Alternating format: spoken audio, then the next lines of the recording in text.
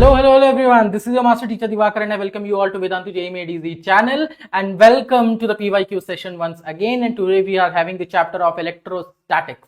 तो आज हम इलेक्ट्रोस्टैटिक्स का पीवाईक्यूज करने वाले हैं। हम पहले भी इससे यूनिट्स एंड डायमेंशंस के पीवाईक्यूज और उसके साथ साथ हम मॉडर्न रेस के पीवाईक्यूज और थर्मोडायनेमिक्स के पीवाईक्यूज कर चुके हैं। उस सेशन को आप जरूर देखिएगा।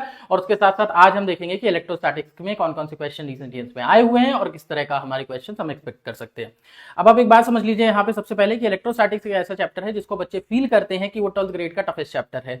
इसी तरह से 11th ग्रेड में बच्चे समझते हैं कि रोटेशनल डायनेमिक्स जो है वो टफेस्ट चैप्टर है, बट ऐसा मेरा मानना नहीं है। अगर आपको कुछ बेसिक्स क्लियर हैं और आपको फंडामेंटल इन्फॉर्मेशन पता है तो आप इस चैप्टर को बहुत आराम से कर सकते हो। और आपको मैं दिखाऊंगा अभी कि जो प्रीवियस ईयर में क्वेश्चन आया हुआ है उन क्वेश्चंस में जब आप देखोगे तो आपको पता चलेगा कि केवल आपको फंडामेंटल नॉलेज होने की जरूरत थी, कोई भी एक्स्ट्रा ऑर्डिनरी इन्फॉर्मेशन की आपको रिक्वायरमेंट वहां पे नहीं है। तो आपको बेसिक इन्फॉर्मेशन पता होनी चाहिए इलेक्ट्रोस्टैटिक्स चैप्टर की वजह से। आई विल से कि बोर्ड लेवल का भी अगर आपको इन्फॉर्मेशन पता है तो आप थोड़ा सा उसमें एनालिटिकल स्किल लगा के आप इन क्वेश्चन को सॉल्व कर सकते थे जो जेईई मेंस में आए हुए थे। हाँ, ये मैं मान सकता हूं कि जेईई एडवांस का जो गेम प्लान होता है वो थोड़ा सा डिफरेंट होता है, बट जेईई मेंस में तो मैं कहूंगा कि एनसीईआरटी लेवल से थोड़ा ही ऊपर का पेपर आता है, वो आप देखोगे भी थोड़ी देर में।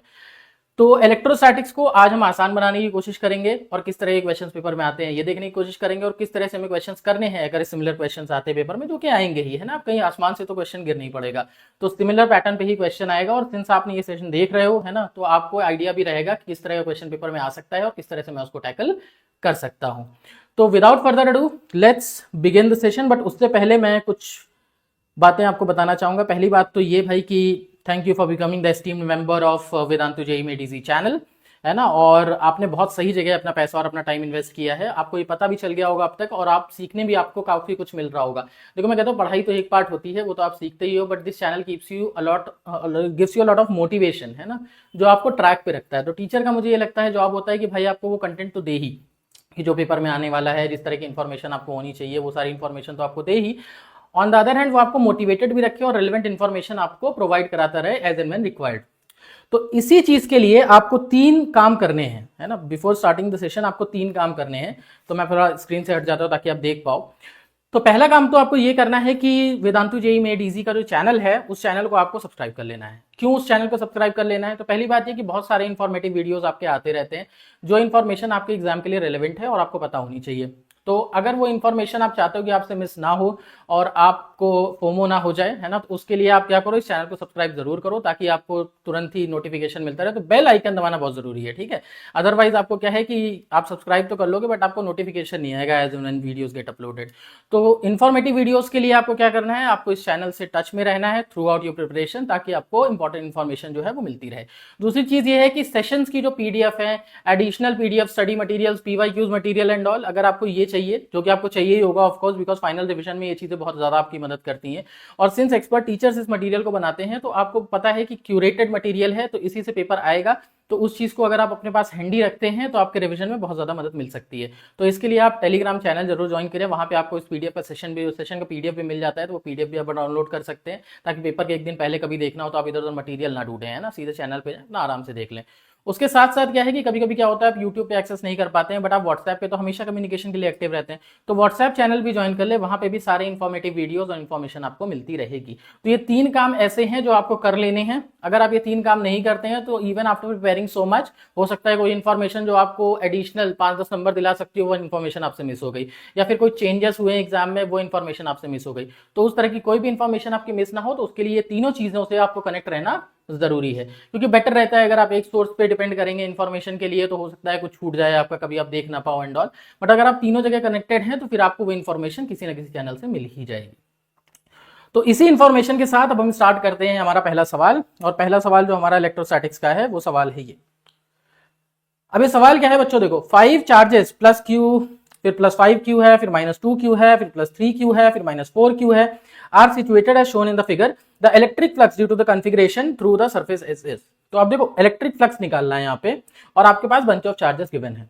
तो इससे तो सबसे पहली चीज आपको याद आनी चाहिए, इलेक्ट्रिक फ्लक्स का सबसे पहला जो रिलेशन आप पढ़ते हो वो पढ़ते हो गॉस लॉ में ही आके।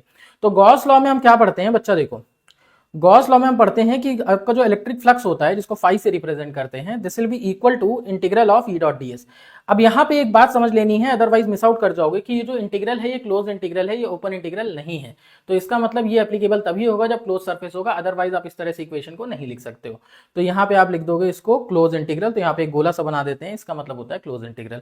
अब कभी कभी क्या होता है कि भाई एक लाइन बनी होती है बट कभी कभी दो लाइन बनी होती है ना, तो दोनों का मतलब सेम ही होता है, सिंस दो डायरेक्शन में एरिया में क्या होता है, दो डायरेक्शन में इंटीग्रेशन होता है, इसलिए आपके पास डबल लाइंस भी कहीं कहीं देखने को मिलती है, तो आपको कंफ्यूज नहीं होना है, इसका मतलब सेम ही है। तो अब ई डॉट डी एस जो है यहाँ पे ई इलेक्ट्रिक फील्ड है और डी एस क्या है आपका स्मॉल एलिमेंटल एरिया है, and this will be equal to Q divided by epsilon not. अब Q क्या है यहाँ पे, एनक्लोज चार्ज है, तो यहाँ पे Q ENC लिख देते हैं, छोटा सा ENC एनक्लोज चार्ज के लिए। अब यहाँ पे दो चीजें मैं बताना चाहूंगा क्योंकि इस पे भी सवाल आ सकते हैं, तो आपको एक सवाल के साथ साथ बाकी जो सवाल आ सकते हैं उनका भी आइडिया ले लेना जरूरी है। तो इसका मतलब क्या है कि देखो जैसे इलेक्ट्रिक फील्ड है यहाँ पे, तो इलेक्ट्रिक फील्ड के बारे में आप एक बात याद रखो कि ये inside as well as outside दोनों चार्जेस की वजह से हो सकती है। फिर से मैं बता रहा हूँ ये पॉइंट कि जो गॉस लॉ में आप इलेक्ट्रिक फील्ड लिखते हो वो inside charges as well as outside charges दोनों की वजह से हो सकती है, लेकिन जो आप चार्ज लिखते हो वो वही चार्ज लिखते हो जो क्यू एनक्लोज्ड है उसके अंदर। तो इसका मतलब क्या है, इलेक्ट्रिक फील्ड इनसाइड और आउटसाइड दोनों चार्जेस की वजह से हो सकती है, और क्यू क्या है, जो इनसाइड चार्ज है सरफेस के वही चार्ज आपको कंसीडर करना है।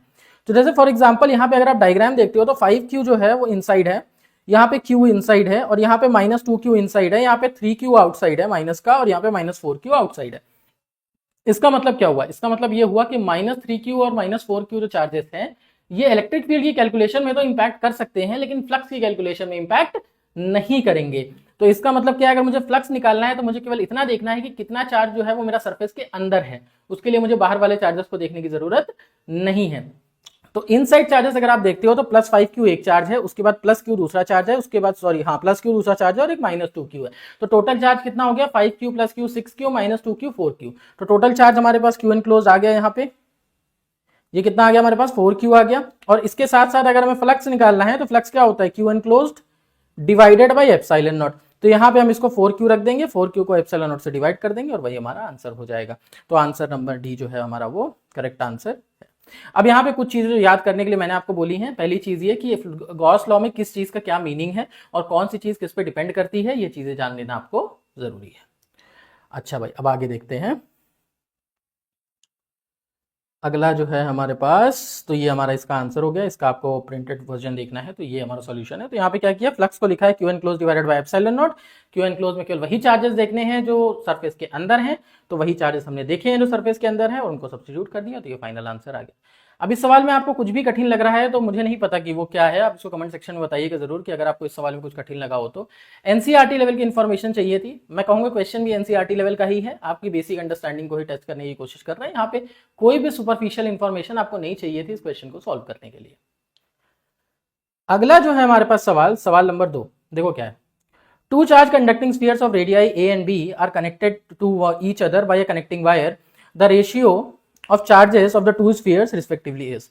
तो देखो इसमें क्या है कि दो चार्ज बॉडीज हैं बेसिकली, है ना, उनको कनेक्ट किया गया है एक साथ, ठीक है। तो जैसे मान लो कि आपके पास एक स्फीयर ए है और यहाँ पे उसके साथ एक स्फीयर बी है, और दोनों स्फीयर्स में क्या है, इनका रेडियस गिवन है, इसका रेडियस ए गिवन है और इसका रेडियस बी गिवन है, ठीक है। अब कोई भी बड़ा हो सकता है, कोई भी छोटा हो सकता है, ऐसी बड़ी बात नहीं है कि आप किसको बड़ा बनाते हो किसको छोटा बनाते हो, ठीक है। अब दो बॉडीज अगर आपस में कनेक्ट होती हैं तो दोनों बॉडीज एक दूसरे को फोर्स करती हैं, कब तक, जब तक पोटेंशियल बराबर ना हो जाए। अब ये नेचर का लॉ है, ठीक है, नेचर का लॉ है, अगर two bodies are at different temperature you connect them they try to reach an equilibrium temperature, है ना। इसी तरह से क्या है कि आप टू चार्ज बॉडीज को अगर कनेक्ट करने की कोशिश करोगे तो they will try to reach an equilibrium like potential. इसी तरह अर्थिंग का कॉन्सेप्ट होता है, अर्थिंग कॉन्सेप्ट में क्या होता है कि आप किसी भी चीज को अर्थ के साथ कनेक्ट करते हो तो अर्थ बेसिकली क्या करती है, उस चीज का पोटेंशियल अपने पोटेंशियल के बराबर बनाने की कोशिश करती है। तो ये जो रूल है ये कोई नया रूल नहीं है, ये रूल आप पहले से पढ़ते हुए आ रहे हो, ठीक है, कि अर्थिंग के प्रोसेस में भी सेम ही रूल फॉलो होता है, टेम्परेचर डिफरेंस के बाद में सेम ही रूल फॉलो होता है, वाटर अगर डिफरेंट लेवल पे है तो वो भी इक्वेट हो जाता है, ठीक है। तो nature likes equilibrium, nature likes equilibrium, और equilibrium is associated with energy. तो मिनिमम एनर्जी स्टेट में जाने की कोशिश करते हैं ये लोग और पोटेंशियल इक्वेट करते हैं। अच्छा भाई, अगर दो बॉडीज एक दूसरे से कनेक्ट हो गई तो हमने ये सीख लिया कि भाई पोटेंशियल ऑफ ए जो होगा वही पोटेंशियल ऑफ बी के बराबर होगा, ये बात तो हमने सीख ली यहाँ से। अब पोटेंशियल ऑफ ए जो है बच्चा, उसको कैसे लिख सकते हैं, के लिख सकते हैं, उसके बाद उस पर जो चार्ज आया वो लिख सकते हैं डिवाइडेड बाय उसका रेडियस, है ना, के क्यू बाई आर, यही फॉर्मूला होता है पोटेंशियल का। बच्चों को याद होगा पोटेंशियल एनर्जी का फॉर्मूला होता है के Q1 Q2 divided by R. अब उसमें से एक क्यू गायब कर दो तो क्या बन जाता है, वो पोटेंशियल का फॉर्मूला बन जाता है। तो पोटेंशियल ऑफ ए मैंने लिखा K Q A by A, and B के लिए लिखना पड़ेगा मुझे के क्यू बी बाई बी। अच्छा भाई ए और बी क्या है यहाँ पे, ए और बी रेडियस है, क्यू ए क्या है यहाँ पे, क्यू ए चार्ज है ए पे, क्यू बी क्या है यहाँ पे, चार्ज है बी पे। तो अगर मुझे रिलेशन निकालना है क्यू ए और क्यू बी के बीच का तो के तो यहाँ से कैंसिल हो जाएगा, और अगर मुझे क्यू ए क्यू बी का रिलेशन निकालना है तो मैं लिख सकता हूँ Q A by Q B this will be equal to A by B, और यहाँ पे हमारा सवाल खत्म हो जाता है। तो सवाल में कुछ नहीं था बच्चा, फिर से मैं बोलूंगा कि एनसीईआरटी लेवल का ही सवाल है, बस आपको इतना पता होना चाहिए कि आप दो बॉडीज को अगर कनेक्ट करते हो तो उनका जो पोटेंशियल है वो बराबर हो जाता है। अगर आप ये छोटी सी बात समझ जाते हो तो फिर उसके बाद इस सवाल को करने में कोई दिक्कत नहीं होनी चाहिए, आपको फटाफट से आंसर मिल जाता है। अब यहाँ पे याद रखने वाली चीज कौन सी है कि अगर आप एडिशनल इंफॉर्मेशन जो आपको चाहिए कि अगर आप अर्थ के साथ किसी चीज को कनेक्ट करते हो, जैसे ये स्फीयर है इसको आप अर्थ करते हो, तो इसका अर्थ का पर्पज ये नहीं होता है कि इसका चार्ज जीरो कर दें, ये बात समझिएगा। अर्थ का पर्पज ये नहीं है कि हम स्फीयर का चार्ज जीरो कर दें, अर्थ का पर्पज ये है कि मेरा पोटेंशियल अगर जीरो है, क्योंकि अर्थ का रेडियस लार्ज होता है, तो जो बॉडी का पोटेंशियल है वो भी जीरो हो जाए। अब अर्थ का पोटेंशियल अगर जीरो है और वो बॉडी का पोटेंशियल जीरो करना चाहती है, तो इस केस में अगर उसे चार्ज सप्लाई करना पड़ा तो वो चार्ज सप्लाई करेगी, अगर चार्ज लेना पड़ा तो वो चार्ज लेगी, बट कुछ भी करके उसका पोटेंशियल जीरो करेगी। उसी कॉन्सेप्ट पे ये भी बेस्ड है कि अगर आप दो बॉडीज कनेक्टेड रखते हैं तो दोनों का पोटेंशियल जब तक सेम नहीं हो जाता तब तक ये चार्ज ट्रांसफर करते रहेंगे एक दूसरे को। तो आसान सा सवाल था, इसमें कुछ एक्स्ट्रा नहीं चाहिए था। तो ए बाई बी हमारा आंसर आ गया। इसमें बहुत लंबा सा लिखा हुआ है, अगर हाँ आपको टेक्स्ट पढ़ना पसंद है तो आप ऑफ कोर्स देख सकते हैं इसको एक बार, ये रीडिंग मटेरियल की तरह आपके लिए काम करेगा। फिर से मैं रीट्रेट करना चाहूँगा उस पॉइंट को कि आप इस पीडीएफ को जरूर डाउनलोड करें, टेलीग्राम चैनल को ज्वाइन कर लें ताकि वहाँ से आपको पीडीएफ मिल पाए, और पीडीएफ आपको मिल जाएगी तो जब भी आपका पेपर होगा उससे एक दिन पहले आप इसको रिवाइज करके फटाफट से जा सकते हो, एक बार देख लोगे तो याद ही रहेगा, इसमें भूलने वाला कुछ नहीं है। अगला जो हमारे पास सवाल है बच्चा लोग, देखो क्या है। Two identical conducting spheres P and S with charge Q on each repel each other with a force of 16 Newton. तो दोनों के पास कुछ चार्ज है भाई, दो स्फीयर हैं, आइडेंटिकल है, आइडेंटिकल मतलब उनका रेडियस वगैरह सब कुछ सेम है, और ये एक दूसरे को रिपेल कर रहे हैं किस फोर्स से, 16 न्यूटन से। अच्छा भाई, a third identical uncharge body of like conducting sphere R of radius R, अच्छा नहीं नाम ही आर है उसका, is successfully brought in contact with the two spheres. तो इसका मतलब क्या है, पी और एस तो थे ही आपस में, वो लोग खुश थे एकदम, एक दूसरे के ऊपर फोर्स लगा रहे थे, मजा आ रहा था, बढ़िया।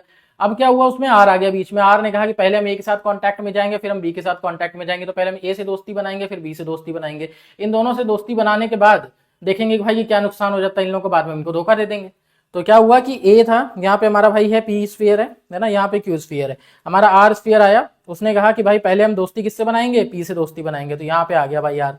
अब जैसे ही वो दोस्ती बनाएगा, दोस्त अच्छा है पी, तो वो क्या करेगा, आधा खुद खाएगा आधा अपने दोस्त को खिलाएगा, ठीक है। तो अब जब ये दोस्त उसको धोखा देगा तो इसके पास आधा ही बच जाएगा, ये समझने वाली बात है पहले।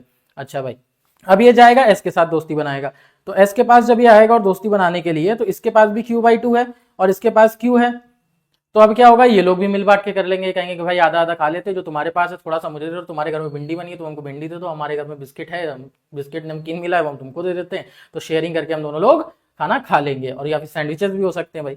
तो अब ये लोग बांटेंगे, तो इनके पास टोटल चार्ज कितना है, इनके पास टोटल चार्ज है Q by two plus Q by sorry Q by two plus Q है ना, इनके पास टोटल जो चार्ज है वो क्या है, 3 क्यू बाई टू। अब इसका आधा जो है वो आर ले लेगा, आधा जो है वो एस ले लेगा, तो इसके पास क्या है, इसके पास 3 क्यू बाई 4 एंड इसके पास 3 क्यू बाई 4।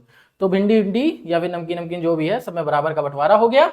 और अब जब ये बंटवारा हो गया है तो उसके बाद P के पास जो अब बचा है, P के पास जो अब चार्ज बचा है वो Q बाई 2 बचा है, और जो S के बाद अब चार्ज बचा है वो 3 Q बाई 4 बचा है। पहले इसके पास चार्ज कितना था, Q और Q था, तो अगर इसके बीच में फोर्स लिखी जा सकती है F is equal to K Q1 Q2 by are square, so F into K Q Q by are square लिख सकते थे, तो अब उसको लिखना पड़ेगा K into 3 by 2 Q 3 by 4 Q into Q by 2 Q। तो यहाँ पे फैक्टर क्या आ जाएगा, यहाँ पे सॉल्व कर लेते हैं, एक मिनट यहाँ पे लिख लेते हैं, आंसर तो खैर आप निकाल ही लोगे, तो देख लोगे तो ऐसा कोई बड़ी बात नहीं है, मुझे भी आपको आंसर दिखाना ही है वैसे भी।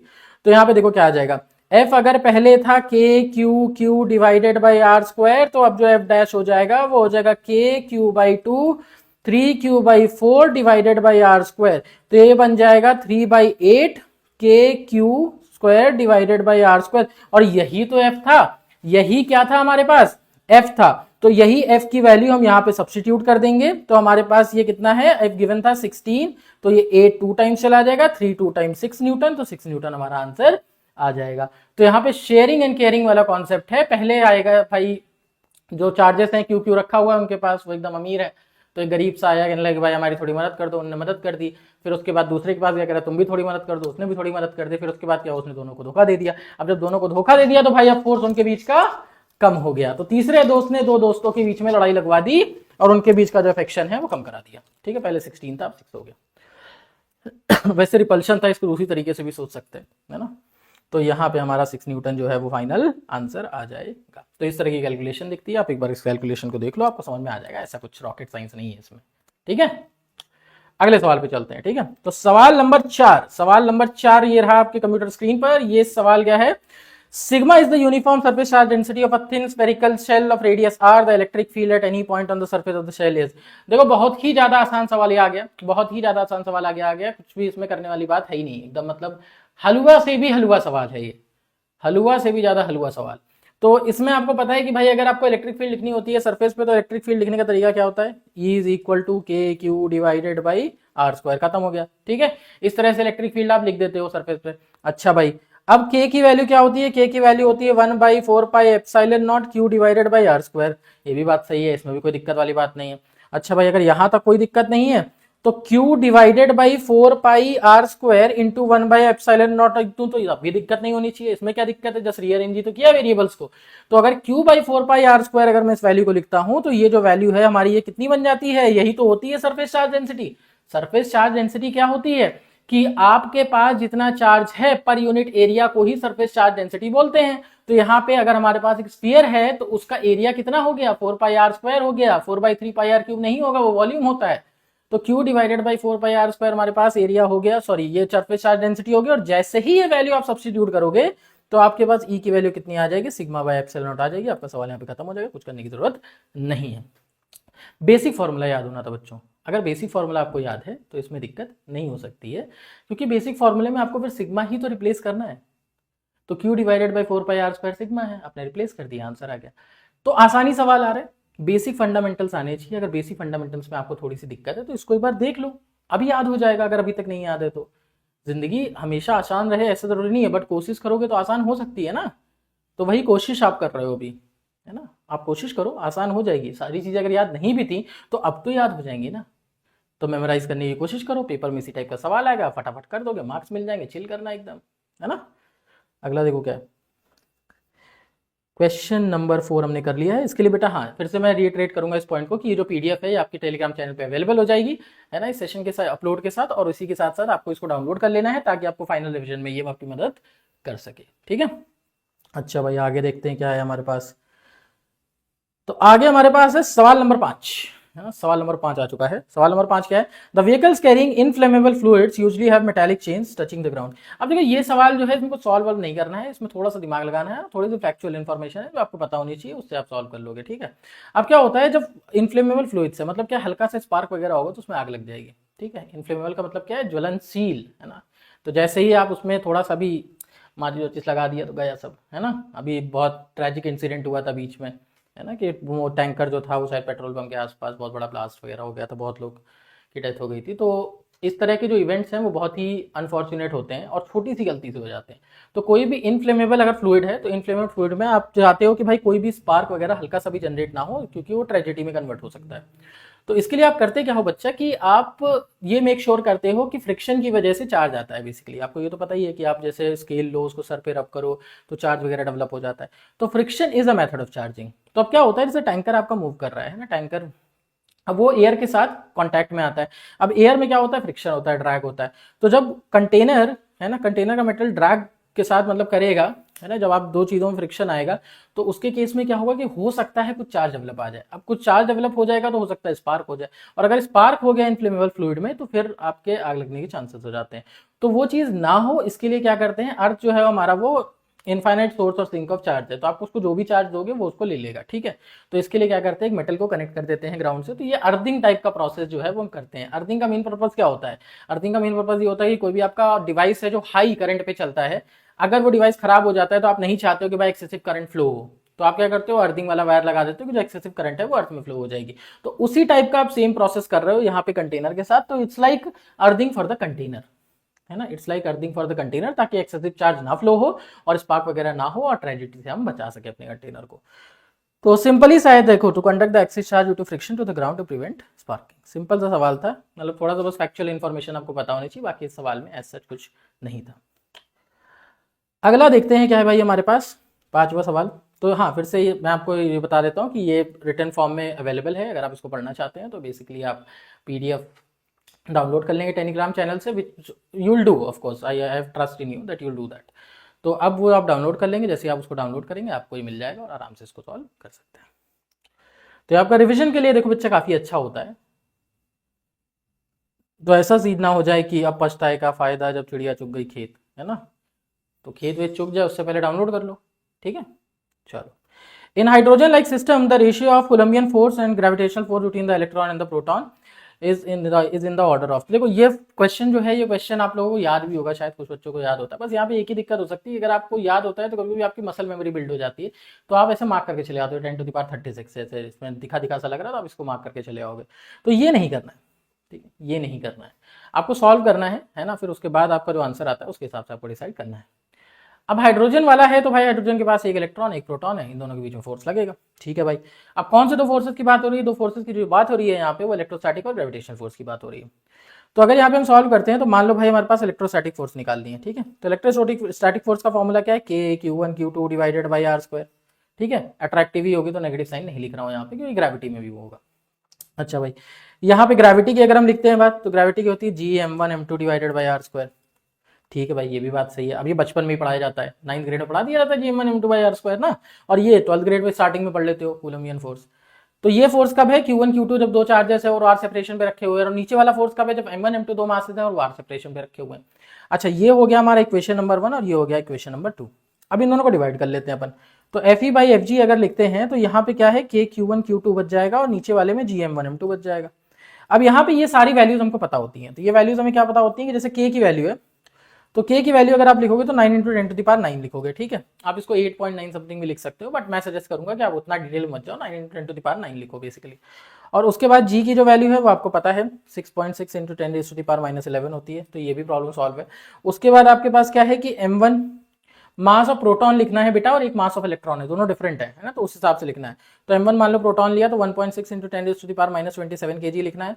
M2 की वैल्यू लेनी है 9.1 × 10⁻31 kg लिखना है ना। उसके बाद चार्ज तो दोनों में सेम ही होता है, तो भाई इसमें कोई दिक्कत वाली बात नहीं है अपने पास, तो ये चार्ज आप लिख दोगे 1.6 × 10⁻19 कूलम।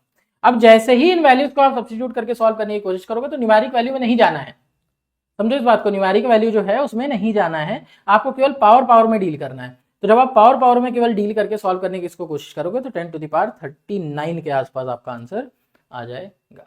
तो देखो इस सवाल में कुछ नहीं था, फिर से आप इस बात को समझो कि इस सवाल में आपको दो बेसिक फॉर्मूले पता होने चाहिए कि अगर दो पार्टिकल्स हैं और उनके बीच में ग्रेविटेशनल फोर्स लग रही है तो वो किस फॉर्मूले से निकालेंगे, और दो पार्टिकल्स उनके बीच में इलेक्ट्रोस्टैटिक फोर्स लग रही है तो वो किस फॉर्मूले से निकालेंगे। एक बार आपने फॉर्मूला रख दिया तो फिर उसके बाद वैल्यू सब्स्टिट्यूट करनी है, और इस क्वेश्चन में बेसिकली ऐसा और कुछ नहीं है।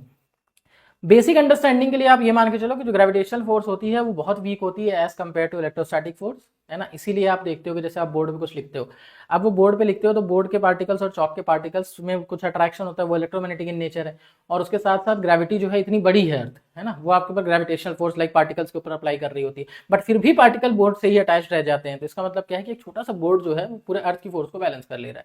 इससे भी छोटा एग्जाम्पल है कि आप एक स्केल लेते हो, स्केल से अपने हेयर को रब करो और पेपर पीस को ऊपर अट्रैक्ट करने की कोशिश करो, तो क्या होता है, पेपर पीस ऊपर आता है। पूरी अर्थ चाहती है, पूरी कायनात चाहती है कि वो पेपर जो है वो नीचे जाए, लेकिन वो पेपर नीचे नहीं जाता है, वो पेपर ऊपर जाता है। तो इसका मतलब क्या हुआ कि इलेक्ट्रोस्टैटिक जो फोर्स है वो बहुत ज्यादा डोमिनेटिंग है as compare to gravitational force. अब यहाँ पे बच्चों का एक सवाल आ जाता है कभी कभी कि सर अगर इतनी ही डोमिनेटिंग है हमारी जो इलेक्ट्रोस्टैटिक फोर्स, इतना ही ताकतवर है, तो दिखती क्यों नहीं है। तो देखो बच्चा, मास जो है वो इनहेरिट प्रॉपर्टी है, that is related to existence. मतलब अगर कुछ एग्जिस्ट करता है तो उसके अंदर मास होगा ही होगा, लेकिन चार्ज का ऐसा नहीं है। Majority of the things are neutral and charge needs to be created. तो एक चीज है उसका इफेक्ट कम है बट वो बहुत ज्यादा है, और दूसरी चीज है उसका इफेक्ट ज्यादा है बट वो बहुत कम है। तो इस वजह से आपको इलेक्ट्रोस्टैटिक फोर्स बहुत ज्यादा देखने को नहीं मिलती है। एक और फोर्स आप पढ़ते हैं न्यूक्लियर फोर्स, वो हल्की सी स्ट्रांग होती है इलेक्ट्रोस्टैटिक फोर्स से, और ग्रेविटी से तो ऑफकोर्स बहुत ही ज्यादा होती है। तो खैर इसमें हमें रेशियो निकालना था, तो रेशियो निकालने के लिए इसमें कोई बहुत ही कॉम्प्लिकेटेड क्वेश्चन नहीं था, ये लगभग हर टेक्स्ट बुक में दिया होता है, आई थिंक एनसीईआरटी में भी कुछ इस टाइप का दिया हुआ है, ठीक है। तो ये रहा हमारा जवाब तो 10⁻39। अगर आपको कैलकुलेशन देखनी है तो इस तरह की कैलकुलेशन ये दिखती है। तो देखो बच्चा, कभी भी इस टाइप के सवाल आए तो आपको पता है कि बहुत बेसिक देखो सवाल आ रहे हैं। सवाल बेसिक कैसे आ रहे हैं, फ्लक्स पे आ जा रहे हैं, गॉस लॉ पे डायरेक्ट आ जा रहा है, कूलम्स लॉ और ग्रेविटेशन को रिलेटेड करने पे आ जा रहा है। तो यहाँ पे अभी तक हमें कुछ भी ऐसा नहीं मिला जो बहुत ही एलियन टाइप का हो और वो कॉन्सेप्ट मतलब ऐसा हो कि हम सोच ही नहीं सकते थे। ऐसा कोई सवाल अभी तक हमें देखने को नहीं मिला है। सवाल ऐसे ही देखने को मिले हैं जिनको सोचा भी जा सकता था और बहुत आसानी से किया भी जा सकता था। तो ये सब कैलकुलेशन आसानी है ना, कोई इसमें दिक्कत वाली बात नहीं है। चलो भाई आगे बढ़ते हैं। सवाल नंबर 7। 7 बहुत ही अच्छा नंबर है ना, तो 7वां सवाल करना भी बहुत आसान होना चाहिए। A charge q is placed at the center of one of the surface of the cube. The flux linked with the cube is। बहुत ही ज्यादा हलवा सवाल, बहुत ही ज्यादा हलवा सवाल। तो देखो क्या है सवाल, यहां पे भाई अगर हम रखते हैं एक चार्ज, समझना इस बात को ढंग से, और यहां पे मान लो हम इसको ऐसे इनक्लोज कर देते हैं, तो अगर मैं पूछूं पूरे से कितना फ्लक्स पास होगा तो आप बोलोगे q by epsilon not, q by epsilon not, अभी ऊपर ही देखा था। अगर मैं पूछूं कि भाई आधे से कितना फ्लक्स पास होगा तो total q by epsilon not है, तो आधे से q बाई 2 एप्सिलॉन नॉट हो जाएगा। ठीक है, अब क्या ये मैटर करता है कि भाई ये चार्ज क्यों रखा है, तो इधर वाला आधा सरफेस कैसा होना चाहिए और इधर वाला आधा सरफेस कैसा होना चाहिए, नहीं। तो अगर मैं क्यूब रखता हूं, सपोज यहां पे अगर मैं क्यूब रखता हूं, बच्चा लोग समझना इस बात को बहुत ढंग से, अगर मैं यहां पे एक क्यूब रखता हूं ऐसे और यहां पे एक चार्ज रख देता हूं, तो अगर मैं यहां इसके आगे भी एक क्यूब रख दूं, समझना इस बात को, इसके आगे भी अगर मैं एक क्यूब रख दूं तो टोटल फ्लक्स जो दोनों क्यूब से पास होगा वो कितना होगा, क्यूब बाई एप्सिलॉन नॉट होगा। तो एक क्यूब से अगर मुझे निकालना है कितना फ्लक्स पास होगा तो उसका आधा होगा। तो सवाल हो गया यहाँ पे खत्म। अब यहाँ पे मैं आपको एक होमवर्क जरूर देना चाहूंगा कि आप ट्राई करना सॉल्व करने का, कि अगर आपके पास बाई चांस मान लो, अगर आपके पास बाई चांस मान लो कि इस तरह का एक क्यूब रखा हुआ है और उसके साइड में यहाँ पे एक चार्ज रखा हुआ है क्यूब। अब आपको बताना यह है कि इस चार्ज की वजह से ये सरफेस 1 से कितना फ्लक्स पास होगा और ये सरफेस 2 से कितना फ्लक्स पास होगा।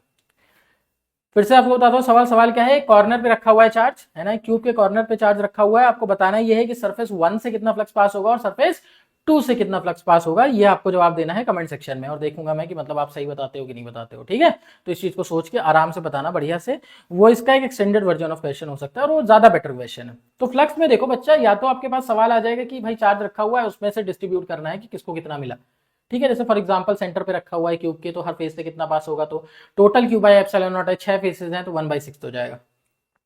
एक तो इस टाइप के फ्लक्स से सवाल आ जाते हैं। दूसरे सवाल क्या आ जाते हैं कि जैसे मान लो आपके पास कोई सिलेंडर रखा हुआ है, तो फॉर एग्जांपल ऐसे मान लो कि यहाँ पे एक ऐसे सिलेंडर रखा हुआ है, ठीक है, और इस सिलेंडर में क्या करेंगे कि भाई एक इनफाइनाइट वायर है जो ऐसे पास हो रहा है, ठीक है, और इस वायर का सरफेस चार्ज डेंसिटी है लैम्डा और इसका जो रेडियस है वो आर है सिलेंडर का और हाइट एच है। तो ये पूछ लेंगे कि इससे फ्लक्स कितना पास हो रहा है ये बताओ। तो यहाँ पे देखो क्या करना है कि फाई अगर आपको निकालना है तो आप क्यू एनक्लोज लिखोगे सबसे पहले। क्यू एनक्लोज कितना होगा, जितना चार्ज इसके अंदर एनक्लोज्ड है, तो कितना चार्ज इसके अंदर एनक्लोज है, तो भाई अगर ये लेंथ एल है तो लैम्डा इंटू एल हो गया चार्ज उसके अंदर और डिवाइडेड बाय एप्सिलॉन नॉट, खत्म हो गया सवाल। अब एल की वैल्यू क्या है वो तो हाइपोटेन्यूज से निकाल सकते हैं ना भाई, पाइथागोरस थ्योरम है हमारे पास, पढ़ रखा है हमने बचपन से। तो ये जो साइड है ये 2r हो जाएगी और ऊपर वाला h है, तो l की वैल्यू अगर निकालनी है तो root of h square plus 2r square लिख दोगे तो आंसर आ जाएगा। तो दो तरह से निकालने को आता है फ्लक्स, एक तो होगा कि पॉइंट चार्जेस रखे होंगे और ये भी हो सकता है कि उसके अंदर कोई ऑब्जेक्ट रखा हो, तो उससे फर्क नहीं पड़ता है। ऑब्जेक्ट में आप density into area, density into volume, depending on whether linear charge density is given और surface charge density is given और volume charge density is given, on the basis of that you can find out what will be the charge inside it. और एक बार charge का पता लग गया तो उसके बाद आप उसको एप्सिलॉन नॉट से डिवाइड करके कभी भी निकाल सकते हो फ्लक्स कितना होगा। आई होप इतना बच्चों को समझ में आ गया होगा कि किस तरह से इस तरह के सवाल हम सॉल्व कर सकते हैं। अच्छा भाई आगे बढ़ते हैं। अगला जो है हमारे पास कहानी का जो अगला पड़ाव है वो है भाई एन इनफाइनेटली लॉन्ग, देखो इस सवाल को थोड़ा सा नीचे करते हैं, हाँ, an infinitely long positive straight thread has a linear charge density lambda per centimetre. अच्छा भाई sorry, coulomb per meter is there. Now an electron revolves along the circular path having axis along the length of the wire. The graph that correctly represents the variation of kinetic energy of electron as a function of radius of the circular path from the wire is। तो इसका मतलब क्या है भाई, हमारे पास एक wire है, सबसे पहले उस वायर के पास में क्या कर रहा है इलेक्ट्रॉन, जैसे ये वायर है हमारा मान लो, तो ऐसे ऐसे करके गोल गोल घूम रहा है इलेक्ट्रॉन, ठीक है, ऐसे बना लेता हूँ तो सही रहेगा, ऐसे ऐसे करके गोल गोल घूम रहा है। अब ये जो वायर है ये इनफाइनाइट वायर है, ये फाइनाइट वायर नहीं है, ये इनफाइनाइट वायर है। तो जब भी लॉन्ग लिखा हो ना, लॉन्ग, लॉन्ग का मतलब क्या है, इनफाइनाइट वायर, लॉन्ग का मतलब क्या है, इनफाइनाइट वायर। अब अच्छा, इस तरह के सवालों को कैसे सॉल्व करेंगे समझना इस बात को। सबसे पहले ट्रेजेक्टरी समझते हैं सवाल की क्या है, उसके बाद सॉल्व तो कर ही लेंगे, सॉल्व करना कोई बड़ी बात थोड़ी है। तो सबसे पहले क्या है कि देखो इलेक्ट्रिक फील्ड एक लगेगी, अगर इन्फिनिटी लॉन्ग वायर है तो एक इलेक्ट्रिक फील्ड होगी उसके बगल में, और उस इलेक्ट्रिक फील्ड का अगर मैं फॉर्मूला पूछूं क्या होता है तो आप बता दोगे 2k लैम्डा बाई आर आता है। अब ये कैसे आता है, देखो दो तरीके होते हैं इसको करने के, या तो भाई आप गॉसियन सरफेस लेके कर लो, ठीक है, गॉसियन सरफेस लेके कर लो तो उससे भी हो जाएगा। गॉसियन सरफेस लेके क्या करोगे, आप एक सिलेंड्रिकल गॉसियन सरफेस लोगे, उस पर फिर आप लिख दोगे E dot D S is equal to Q enclosed which will be lambda into H, और उससे आप सॉल्व करोगे तो ये रिजल्ट आ जाएगा। दूसरा तरीका क्या होता है कि कुछ बच्चों को याद होता है के lambda by R into sine theta 1 plus sine theta 2, तो वहां पे थीटा 1 और थीटा 2 को 90-90 पुट करोगे तो उससे भी रिजल्ट आ जाएगा। तो तरीका कुछ भी हो आपका, इलेक्ट्रिक फील्ड जो है वो इस रिलेशन की आ जाती है, जहां पे लैम्डा क्या है, चार्ज पर यूनिट लेंथ है, और आर क्या है, यहां से आर डिस्टेंस है, perpendicular distance from the wire to the point, ठीक है। अब अगर ये इलेक्ट्रिक फील्ड है तो मैं पूछूं कि चार्ज पे फोर्स कितना लग सकता है इसकी वजह से, तो क्यू इंटू ई लग सकता है। अब ये जो फोर्स है, ये फोर्स जो है, ये फोर्स सेंट्रीपिटल फोर्स प्रोवाइड कराएगा, तभी इलेक्ट्रॉन जो है वो सर्कल में जा पाएगा, अदरवाइज सर्कल में इलेक्ट्रॉन नहीं जा सकता है। तो इसका मतलब क्या हुआ कि भाई ये जो क्यूई है ये M V square by R के बराबर होगा, या फिर एम आर ओमेगा स्क्वायर, जो भी आप लिखना चाहो वो लिख सकते हो। तो यहां से बेटा अगर हम इसको कैलकुलेशन करेंगे तो ये आर आर कैंसिल हो जाएगा, आपको दिख रहा होगा कि ई वाला जो आर है वो यहाँ पे आ जाएगा, जहां मैं लिख देता हूँ यहाँ पे, देखो क्या होगा, तो ये क्यू हो जाएगा के लैम्डा बाई आर, 2 लिख लो यहाँ पे, and this will be equal to M V square by R. अब ये आर आर कट गया, आर आर कट गया, आर आर आर, तो अब देखो क्या है, के लैम्डा, देखो 2k लैम्डा अगर मुझे लिखना है ढंग से समझना, 2q k lambda that will be equal to M V square, और काइनेटिक एनर्जी क्या होती है, हाफ एम वी स्क्वायर होती है, 2 को नीचे ले आओ, खत्म हो गया सवाल। तो हाफ एम वी स्क्वायर जो है that will be equal to Q K lambda. अब क्या इसमें से कुछ भी चेंज होने वाला है, नहीं, चार्ज थोड़ी बीच में चेंज हो जाएगा कहीं, उसके बाद के तो कांस्टेंट ही है, लैम्डा दे ही रखा है कांस्टेंट है, तो इसका मतलब क्या है, काइनेटिक एनर्जी किसी भी, है ना, किसी भी टाइम के लिए, किसी भी आर के लिए बेसिकली आप सॉल्व करोगे तो आपको सेम वैल्यू मिलेगी, तो इसका मतलब क्या है, इसका आंसर डी हो गया।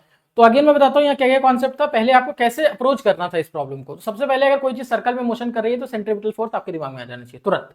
हाँ, अगर ऑब्जेक्टिव फ्रेम से देखते हो तो सेंट्रीफ्यूगल भी कह सकते हो, आपकी मर्जी, ठीक है। तो सबसे पहली चीज क्या है कि सर्कल क्यों हो रहा है, उसका कारण आपके दिमाग में क्लियर हो जाना चाहिए तुरंत।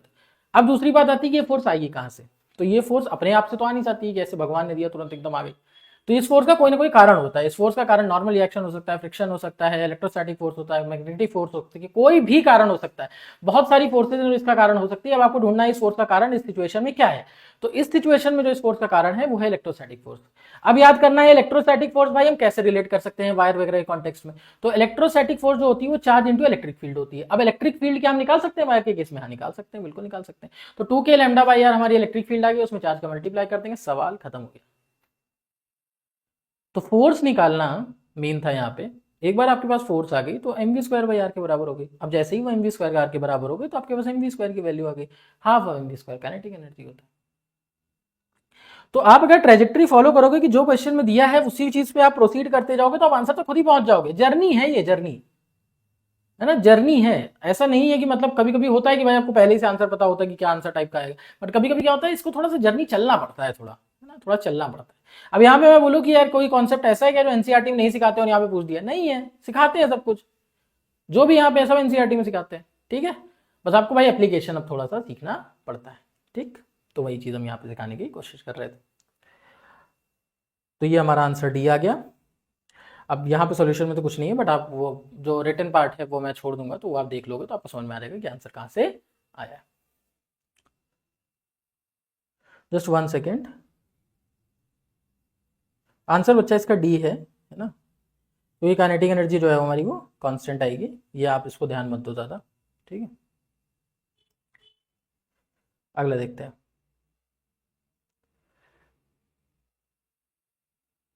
हाँ देखो क्या, C1 and C2 are two hollows concentric cubes enclosing charges 2q and 3q होगा शायद, ये 30 तो नहीं होगा है ना, तो ये 3q है, इसको सही कर लेना है ना, तो ये 3q है। Respectively as shown in the figure the ratio of the electric flux passing through C1 and C2 is, तो C1 और C2 के बीच का हमें निकालना है इलेक्ट्रिक फ्लक्स।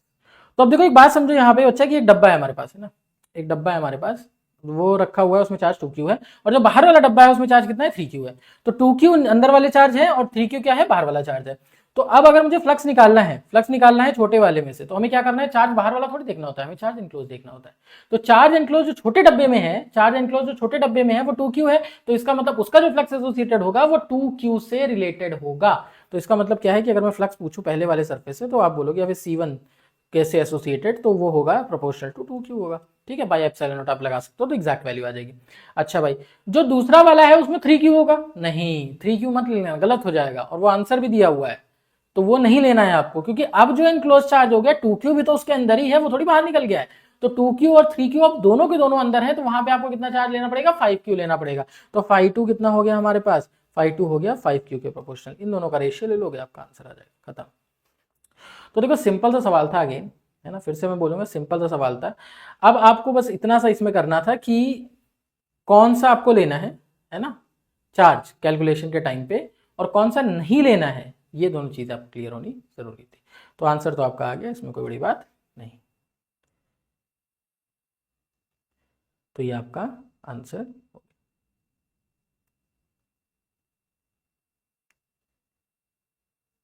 और तो इसमें कुछ इंफॉर्मेशन नहीं है। हाँ, अब हम, ये सेम ही सवाल था ना, ऐसा तो नहीं कि हम आगे भाग गए, नहीं नहीं नहीं, सही जा रहे हैं। देखो अब ये 10वां सवाल आ गया है।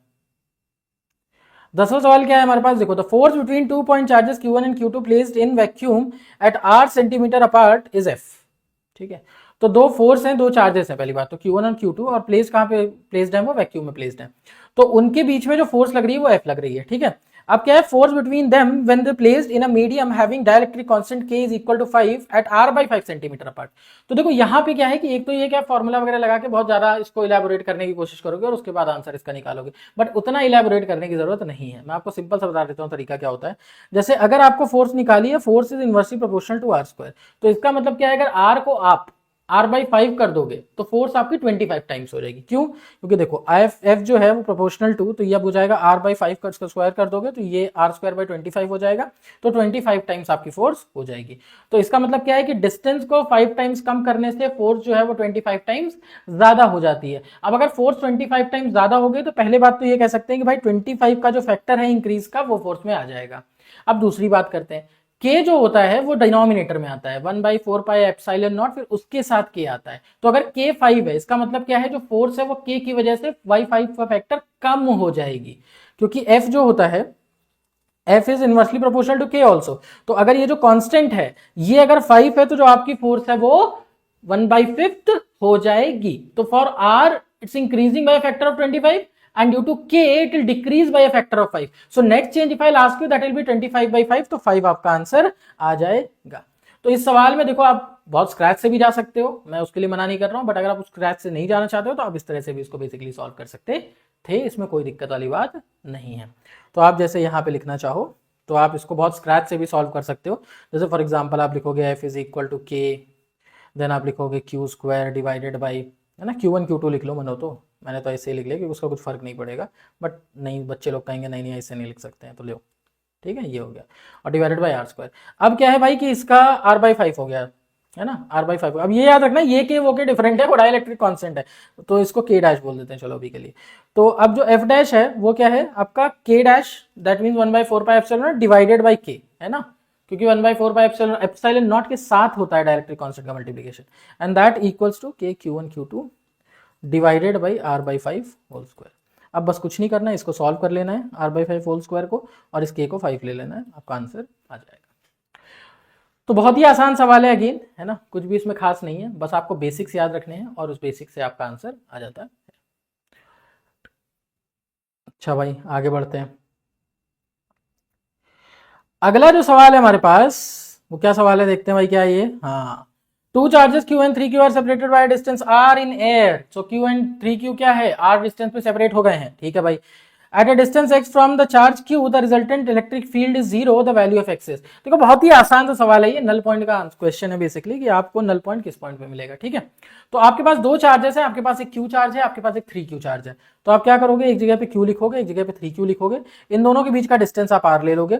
उसके बाद एक पॉइंट आप लेके चलोगे, मान लो x, है ना, ये पॉइंट है जहां पे आप मान रहे हो कि जो फील्ड है वो 0 है। अब ये x मैंने पास Q के क्यों लिया, इसका एक लॉजिक है।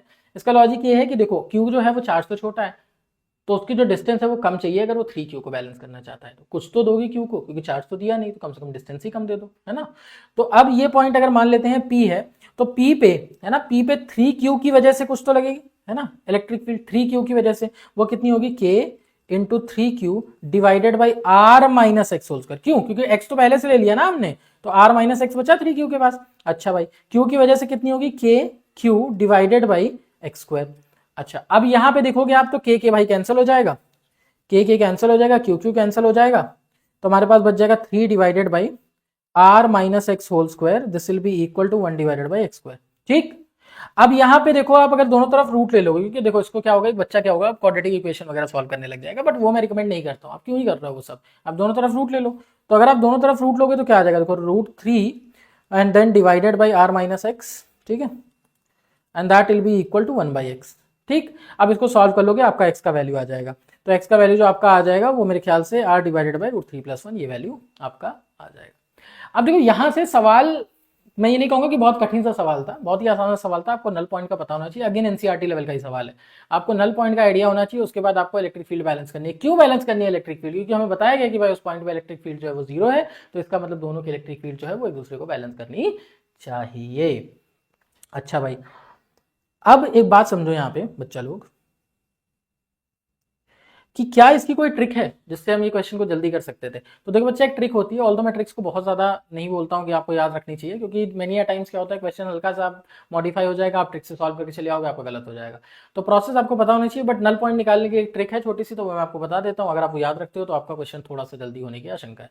तो आप क्या है कि देखो भाई, यहाँ पे जैसे मान लो आपके पास पहला चार्ज है Q1, दूसरा चार्ज यहाँ पे Q2 है, और ये डिस्टेंस आपने R ले रखी है, और x डिस्टेंस पे मान लो आपका नल पॉइंट है। तो उसका सिंपल सा फॉर्मूला होता है, आप x लिखो R, है ना, जो कि टोटल डिस्टेंस है, divided by √Q2 by Q1। अब Q2 क्या है, जहां से आपने डिस्टेंस नहीं मेजर किया है, Q2 the other charge, Q1 is the charge from where you are measuring distance, तो x and then +1।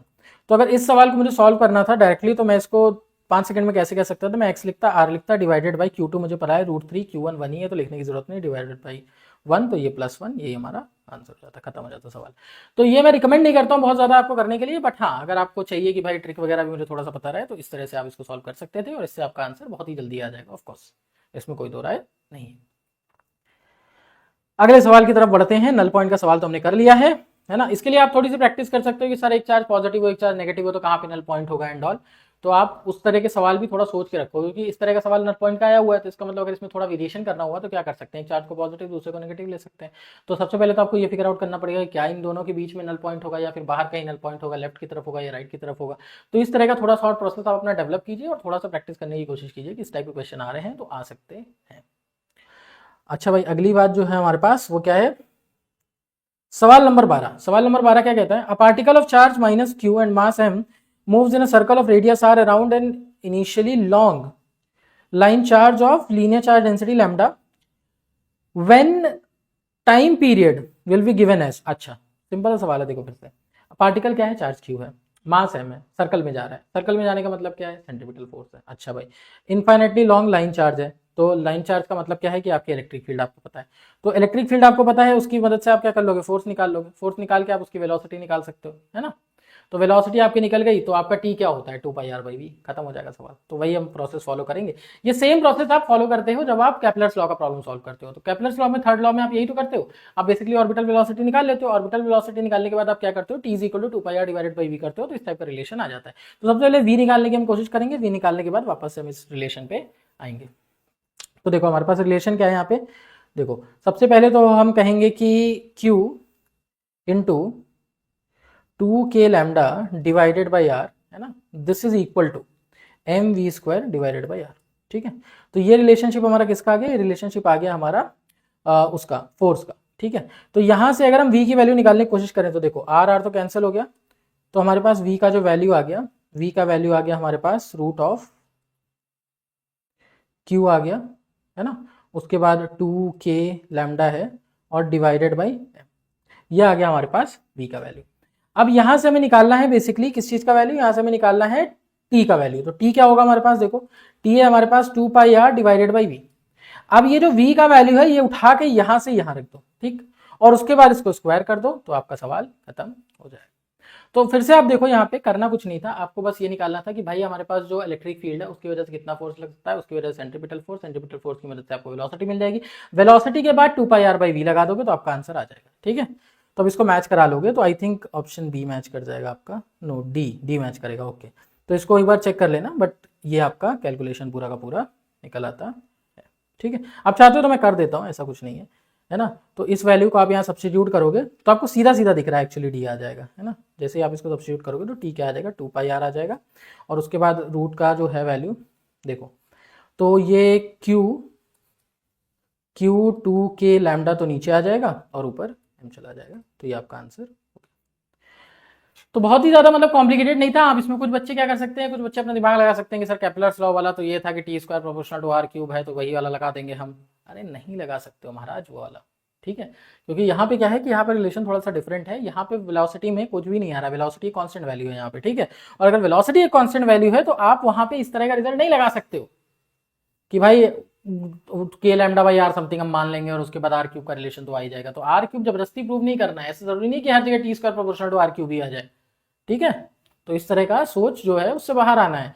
Context dependent होते हैं डेरिवेशंस, तो अगर आपका कॉन्टेक्स्ट चेंज हो गया तो आपका डेरिवेशन चेंज हो जाएगा। ठीक है, तो ये रिलेशनशिप आ गया। ठीक है, अच्छा यहाँ पे एक दूसरे तरीके से किया हुआ है, मतलब तरीका डिफरेंट नहीं है, थोड़ा सा अलग है, मैं बता देता हूँ वो तरीका भी क्या है। तो यहाँ पे क्या है कि एम वी स्क्वायर की जगह एम आर ओमेगा स्क्वायर से रिलेट किया गया और यहाँ पे ओमेगा की वैल्यू निकाली गई। अब ओमेगा की वैल्यू अगर आपको मिल जाती है तो ओमेगा को आप 2π/t लिख सकते हो, तो इसकी मदद से भी आप निकाल सकते हो। तो M V square by R की डायरेक्टरी से जाना चाहो तो वहां से चले जाओ अगर आपको अच्छा लगे तो।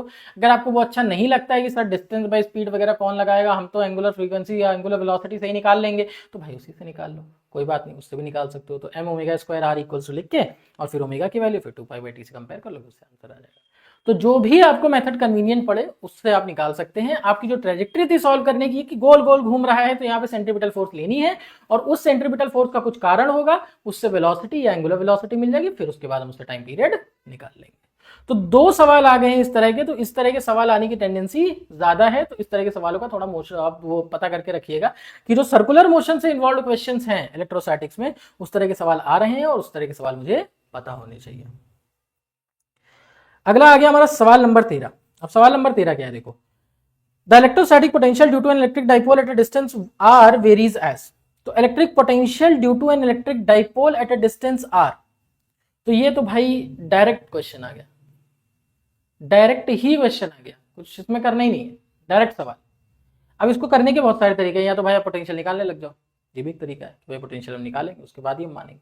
दूसरा क्या है, आपको पता है कि पोटेंशियल जो होता है ना, इलेक्ट्रिक फील्ड जो होता है बेसिकली वो क्या होता है, इन मैग्नीट्यूड लिखते हैं, तो वो डिफरेंशिएशन ऑफ पोटेंशियल होता है। प्रोफेसर माइनस साइन आता है, अरे बच्चा मैग्नीट्यूड लिया है, अगर मैग्नीट्यूड नहीं लोगे तो माइनस साइन लिख दोगे। ठीक है, अच्छा, तो इसका मतलब क्या है कि differentiation of potential is electric field, so that basically means if I integrate electric field I get potential, integrate electric field I get potential. तो अब आप एक बात समझो इस बात को कि जो इलेक्ट्रिक फील्ड का रिलेशन होता है, इलेक्ट्रिक फील्ड का जो रिलेशन होता है वो रिलेशन होता है kp/x क्यूब, kp/x क्यूब। तो उसको अगर आप सॉल्व करोगे अब, है ना, 2kp/x क्यूब बेसिकली, तो अगर आप उसको सॉल्व करोगे अब इंटीग्रेट करके, माइनस साइन में अभी नहीं ले रहा हूं, है ना, आपका सर माइनस साइन आता है आप उसको क्यों नहीं ले रहे हो, दिस दैट, है ना। तो यहाँ पे अगर मैं 1/x क्यूब का फैक्टर है, इसको अगर इंटीग्रेट करता हूं तो क्या आएगा, देखो x⁻³ + 1 डिवाइडेड बाई -3+1। ठीक है, तो यहाँ पे अगर आप पावर देखोगे तो ये x⁻² की पावर हो गई। ठीक है, तो अगर इलेक्ट्रिक फील्ड में r³ आता है तो पोटेंशियल में क्या आ रहा है, r² आ रहा है, तो उसकी मदद से आप फटाफट बता दोगे कि भाई 1/r² का प्रोपोर्शनैलिटी होगा। अब क्या यही तरीका है इसको सॉल्व करने का, नहीं, ये तरीका नहीं है, और भी तरीके हैं, है ना, जिसको अप्लाई करके आप सॉल्व कर सकते थे, लेकिन मेरा सजेशन ये है कि आसान पड़ता है, छोटा है, क्यों इतना मतलब घूम फिर के आना है। दूसरा तरीका लंबा वाला तो यही है कि भाई आप पोटेंशियल लिखोगे एक पॉइंट पे, फिर माइनस चार्ज की वजह से लिखोगे, प्लस चार्ज की वजह से लिखोगे, फिर दोनों को सब्ट्रैक्ट करोगे, फिर नीचे डिनोमिनेटर वगैरह सॉल्व करना स्टार्ट करोगे, फिर जाके कहीं पहुंचोगे। अरे भाई जब सीधा रास्ता अवेलेबल है, यहाँ से चलते चलते वहां पहुंच सकते हो, तो घर से निकलते ही कुछ दूर चलते ही पहुंच जाओ, है ना, इसे घूम के जाने की क्या जरूरत है ना। अल्टरनेस हमारा मन ही होगी, नहीं नहीं सर हमारे पास बहुत समय है, सारा पेपर हमने कर लिया है, तो भाई घूमो फिर, करो उस तरीके से, ठीक है।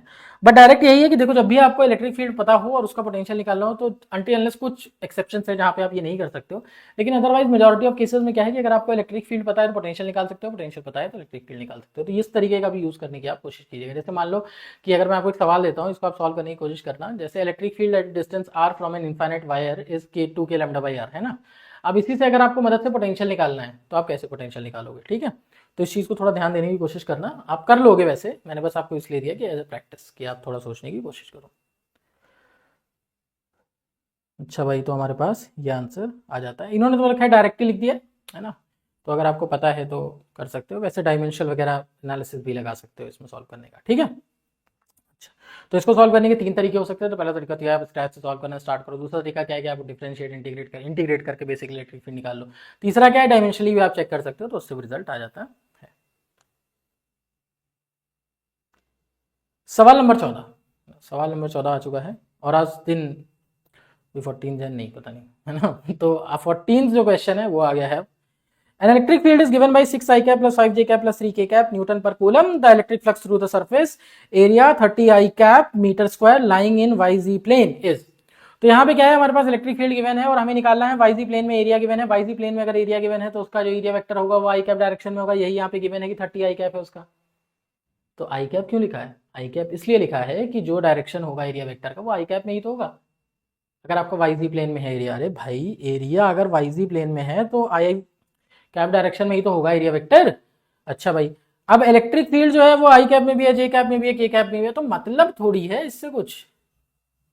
हमें तो मतलब उससे है जो कंपोनेंट एरिया वेक्टर के पैरेलल है।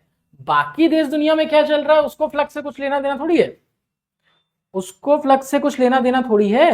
तो यहाँ पे अगर इलेक्ट्रिक फ्लक्स मुझे निकालना है तो मुझे कोई मतलब ही नहीं है 5 और 3 से, मुझे मतलब है 6 से, क्योंकि वही एक है जो आई कैप डायरेक्शन, और इंटू 30 तो 180 आंसर आ गया, खत्म। अब इसी को बच्चे कहेंगे सर थोड़ा टेक्निकलिटी से करते हैं, हाँ भाई वैसे भी कर लेते हैं तुम चाहो तो इसमें क्या है कि भाई फ्लक्स लिखना है आपको, तो आप इसको ई डॉट ए लिख दो, है ना। अब ई को लिख लो फिर 6 आई कैप प्लस 5 जे कैप प्लस 3 के कैप डॉट 30 आई कैप, हो जाएगा भाई। करो ऐसे करो, तुम्हारी मर्जी। लेकिन अब इतना करने की जरूरत थी नहीं यार। अगर तुम्हें पता है कि भाई एरिया वेक्टर वही देखना है जो, मतलब इलेक्ट्रिक फील्ड वेक्टर वही देखना है जो एरिया वेक्टर की डायरेक्शन में है, तो इतना सब करने की क्या जरूरत है। सीधा सीधा वैल्यू सब्स्टिट्यूट करो, आंसर निकाल लो। तो 180 इसका आंसर हो गया। आसान सा सवाल था, कुछ भी खास नहीं था इसमें, है ना। डायरेक्टली आंसर सॉल्व निकाल लिया जा सकता था और हमने निकाल भी लिया डायरेक्टली, ठीक है। अब हम पहुंच चुके हैं हमारे सवाल नंबर 15 पे। सवाल नंबर 15 क्या है देखते हैं भाई। Two charges of 5q and minus 2q are situated at 2 points 3a, 0 and minus 5a, 0 respectively. The electric flux through a sphere of radius 4a having center at the origin. तो sphere बना लेते हैं, दोनों charges बना लेते हैं, देखेंगे भाई अंदर कौन सा है बाहर कौन सा है, खत्म हो जाएगा सवाल, है ना। तो देखो क्या है, ये भाई हमारा रहा कोऑर्डिनेट सिस्टम।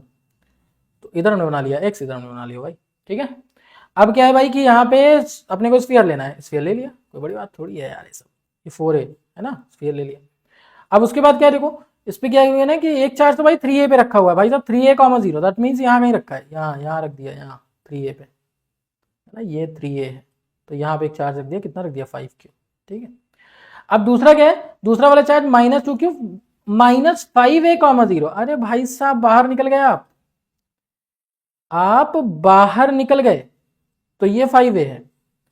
अब ये जो भाई साहब हैं ये बाहर निकल गए स्फीयर के, तो बाहर वाली चार्ज की वजह से थोड़ी फ्लक्स में काउंट करते हैं हम उसको। इलेक्ट्रिक फील्ड होती है तो देखते, हमारी मर्जी होती है तो करते, फ्लक्स में थोड़ी कर लेंगे। तो फ्लक्स में कौन सा चार्ज देखेंगे, फ्लक्स में वो चार्ज देखेंगे जो अंदर है। अंदर कौन सा है 5q, तो इसका मतलब क्या हो गया 5q बाई एप्सिलॉन नॉट,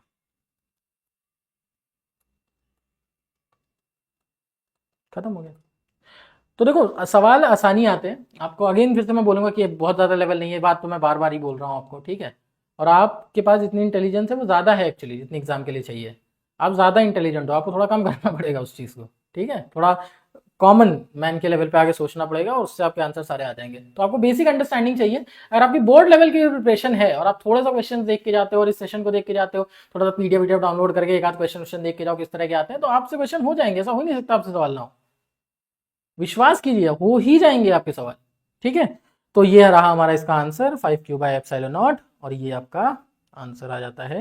इसमें बहुत सारा लिख रखा है आपके लिए, है ना, कि आपको कोई भी इन्फॉर्मेशन ऐसी ना हो जो आपके लिए रिलेवेंट हो और वो हम ना दें।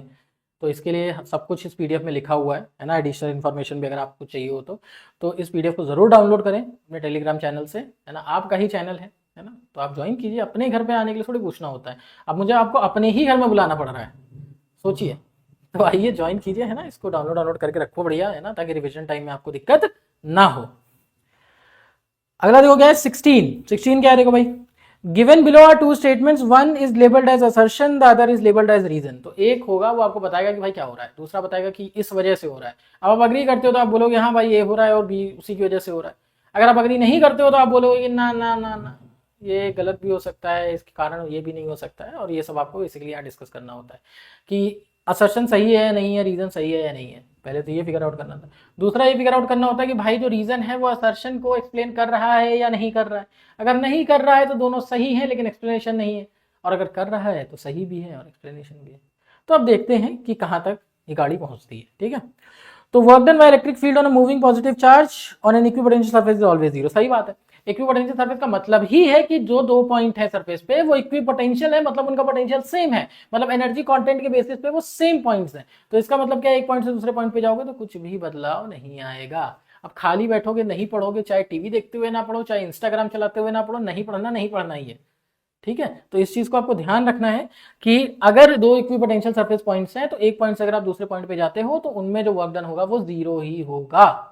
अब अगली बार फिर देखते हैं भाई ऐसा क्यों है। तो electric field lines of the force are always perpendicular to equipotential surface, ये बात भी सही है। तो वर्क डन जीरो क्यों होता है, क्योंकि आप एक पॉइंट से दूसरे पॉइंट पे जब जाते हो तो जैसे मान लो एक स्फेरिकल है ना, एक मान लो पॉइंट चार्ज है, आपने एक स्फेरिकल इक्विपोटेंशियल सरफेस लिया, तो अब इलेक्ट्रिक फील्ड क्या है, सेंटर से रेडियस की तरफ ऐसे बढ़ती हुई आगे जाएगी, और जो आपका स्फीयर का कर्वेचर है वो जो लाइन जा रही है उसके हमेशा परपेंडिकुलर होगा।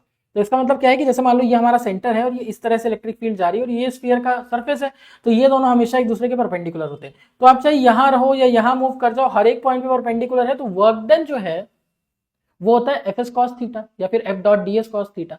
तो यहां पे अगर कॉस थीटा जीरो है, दैट मीन थीटा 90 है, तो हर एक पॉइंट पे क्या है, वर्क डन जीरो तो चले जा रहा है, तो आपका पोटेंशियल नहीं बदलता है। तो इसका मतलब क्या है कि पहला वाला बता रहा है कि पोटेंशियल नहीं बदलता है और दूसरा वाला बता रहा है क्यों नहीं बदलता है। तो इसका मतलब असर्शन भी सही है, रीजन भी सही है, और रीजन असर्शन को एक्सप्लेन भी कर रहा है। तो यहाँ पे जो हमारा आंसर हो गया वो हो गया। आसान आसान है सवाल, देखो बहुत ही ज्यादा आसान सवाल है। आपको बस बेसिक्स पता होने चाहिए, थोड़ा सा दिमाग, खत्म। आगे बढ़ते हैं भाई, आगे बढ़ते हैं अपनी कथा में। हमारी जो कथा है वो आगे, मतलब कथा नहीं सुनो, है ना, पढ़ाई करो, नोटबुक वोटबुक लेके बैठा करो, मूवी नहीं चल रही है। An electric charge 10 to the power minus 8 microcoulomb is placed at origin 0,0 meter of x, y coordinate system. 2 points P and Q are situated at root 3, root 3 meter and root 6, 0 meter respectively. The potential difference between the points P and Q will be.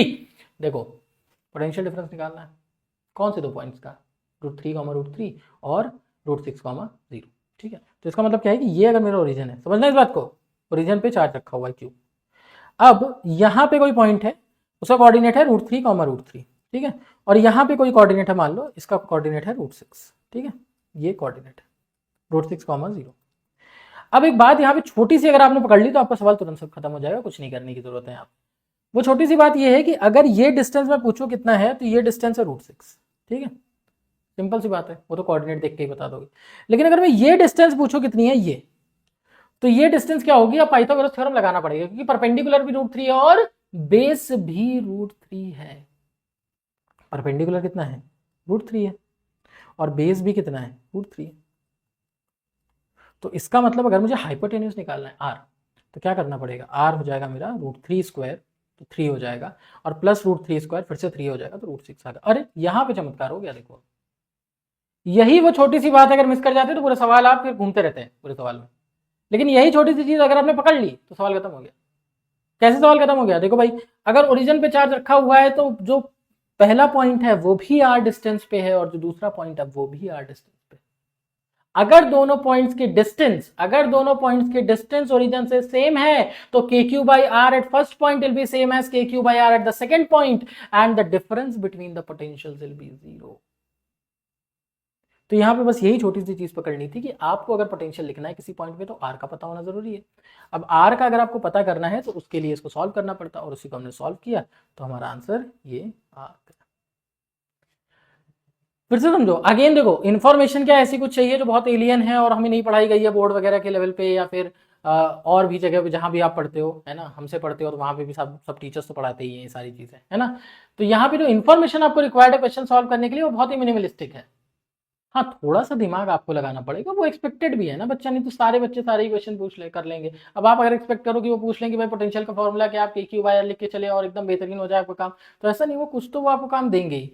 लेकिन आप ये समझो कि जो काम वो आपको दे रहे हैं वो ऐसा नहीं है कि बहुत एलियंस आपको काम दे रहे हैं, आपको वो काम दे रहे हैं जो आप कर सकते हो बेसिक इन्फॉर्मेशन से। तो उसी टाइप का यहाँ क्वेश्चन है, यहाँ पे थोड़ा सा दिमाग लगाना था, बाकी बहुत ज्यादा इंफॉर्मेशन इंटेंसिव क्वेश्चन ये नहीं था। तो ये हो गया हमारा शून्य। शून्य बहुत ही अच्छा नंबर है, तो किसी भी सवाल में अगर शून्य आता है तो उसको एक बार जरूर देखें, है ना। अब देखो क्या है, an electric field is equal to 2x I cap newton per coulomb exists in space, a cube of size 2 meter is placed in the space as given in the figure, the electric flux through the cube is। देखो electric flux का क्या scene है कि electric flux के दो तरीके आपने सीखे हैं। पहला तो इलेक्ट्रिक फ्लक्स का तरीका आपने ये सीखा है कि भाई charge enclose divided by epsilon not. अब वो तरीका यहाँ काम आएगा नहीं क्योंकि यहाँ पे चार्जर जैसा कुछ दे नहीं रखा है। तो अब हम दिमाग लगाएंगे, थोड़ा सा सोचने की कोशिश करेंगे कि भाई दूसरा कौन सा फॉर्मूला हो सकता है, तो एकदम क्लिक करेगा। दूसरा हो सकता है close integral of E dot D S, है ना। तो आप close integral of E dot D S अगर फ्लक्स फाइंड आउट करने की कोशिश करोगे, वैसे क्लोज इंटीग्रल लगाने की जरूरत यहाँ पे नहीं है क्योंकि आपको फ्लक्स ही निकालना है, बेसिकली कैलकुलेशन करना है। बट अगर करते भी हो तो देखो एक बात समझो कि इलेक्ट्रिक फील्ड जो है वो इस डायरेक्शन में, ठीक है। तो इलेक्ट्रिक फील्ड अगर आई कैप डायरेक्शन में, इसका मतलब इस सरफेस से फ्लक्स तो पास होगा नहीं, पीछे वाले से भी पास होगा नहीं, इस वाले से भी पास होगा नहीं, फ्रंट वाले से भी पास होगा नहीं, जो केवल परपेंडिकुलर एरियाज हैं। और you can say the surfaces for which the area vector is in the direction of electric field, केवल उन्हीं की वजह से फ्लक्स पास होगा। तो अब भाई ऐसे कौन से सर्फेस है, ऐसा एक ये सर्फेस है, इसका एरिया कितना है 4 है। इलेक्ट्रिक फील्ड यहाँ पे कितनी है 2 मीटर पे है 2, तो इलेक्ट्रिक फील्ड 2 मीटर पे कितनी होगी 2 इंटू 4, 2 इंटू 2 तो 4 हो जाएगी। तो इलेक्ट्रिक फील्ड यहाँ पे कितनी होगी 4 हो गई, ठीक है, एरिया वेक्टर की डायरेक्शन में। तो अगर मैं फ्लक्स पूछूं जो एंटर कर रहा है वो कितना है, तो वो फ्लक्स आप लिखोगे भाई फर्स्ट सरफेस से, वो हो गया 4 इंटू 4, तो ये हो गया 60, ठीक है, नहीं हाँ सही है, ठीक है। तो एरिया आपका कितना हो गया 4 इंटू 4। अच्छा दूसरी चीज क्या है, दूसरा ये है कि भाई हमारा जो दूसरा सरफेस है, दूसरा वाला सरफेस जो है, दूसरा वाले सरफेस में क्या है कि हमारा जो इलेक्ट्रिक फील्ड है, अब जो इलेक्ट्रिक फील्ड है, अब समझना इस बात को, वो 4 मीटर पे है। तो x क्या है 4 हो गया, अब तो 2 इंटू 4 8 हो गया, और एरिया 4 है, तो कितना हो गया 32। अब मैं पूछूं कि चेंज इन फ्लक्स कितना है, क्योंकि change in flux he amount of charge enclosed है। यहां पे क्या है, चेंज इन फ्लक्स ही हमारा चार्ज एनक्लोज्ड है। तो यहां पे हम क्या लिख सकते हैं भाई, चेंज इन फ्लक्स हमारा 16 हो गया, है ना, और this will be equal to Q by epsilon not. अब इसमें क्या फ्लक्स ही पूछा था हमसे, electric flux through the cube is, हाँ तो खत्म हो गया, इलेक्ट्रिक फ्लक्स ही निकालना था अपने को, मुझे लगा शायद चार्ज वार्ज निकालना होगा, ठीक है। तो 16 आपका आंसर आ गया, कुछ भी नहीं करना। आसान आसान से सवाल आ रहे हैं यार, है ना, बोर हो जाओगे कभी कभी, तो तुम्हें भी लगता होगा कि सर बोरिंग ही हो रहा है, सारे सवाल तो मुझे आते हैं पहले से। बट बेटा कभी कभी क्या होता है ना, बोरिंग चीज़ें भी रिपीटेडली पढ़नी रहनी चाहिए ताकि आपसे सिली मिस्टेक ना हो। मुझे पता है ये सारे सवाल आप कर ही लोगे, मुझे पूरा विश्वास है इस बात पे कि इसमें से कोई भी सवाल अगर पेपर में आता है तो आप छोड़ोगे नहीं, मतलब इस तरह का कोई भी सवाल पेपर में आता है तो आप उसको छोड़ोगे नहीं, ये मेरा विश्वास है आपके साथ। तो ये आ गया भाई हमारा सवाल, इसमें आप जैसे वैल्यू सब्स्टिट्यूट करोगे 16 आंसर आ जाएगा, कोई बहुत बड़ी बात इसमें नहीं है।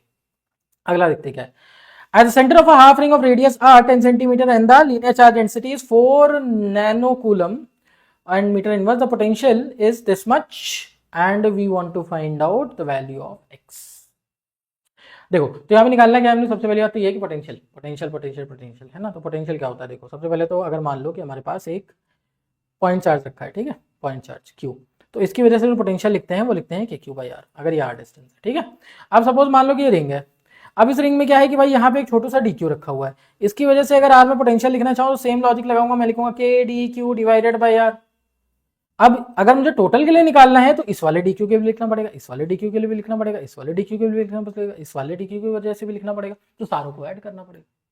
अगर अब सारों को मैं ऐड करता हूं तो मुझे क्या मिल जाएगा भाई, v is equal to integration of K D Q by R. अब सारे डी क्यू को ऐड करना, के थोड़ी बदल जाएगा उस प्रोसेस में, और ना ही आर बदल जाएगा, रेडियस ऑफ द रिंग तो सेम ही रहेगा। तो अगर इंटीग्रेट करते हैं डी क्यू को तो ये हमें क्या मिल जाता है, क्यू मिल जाता है, तो के क्यू बाई आर आ गया, खत्म हो गया सवाल।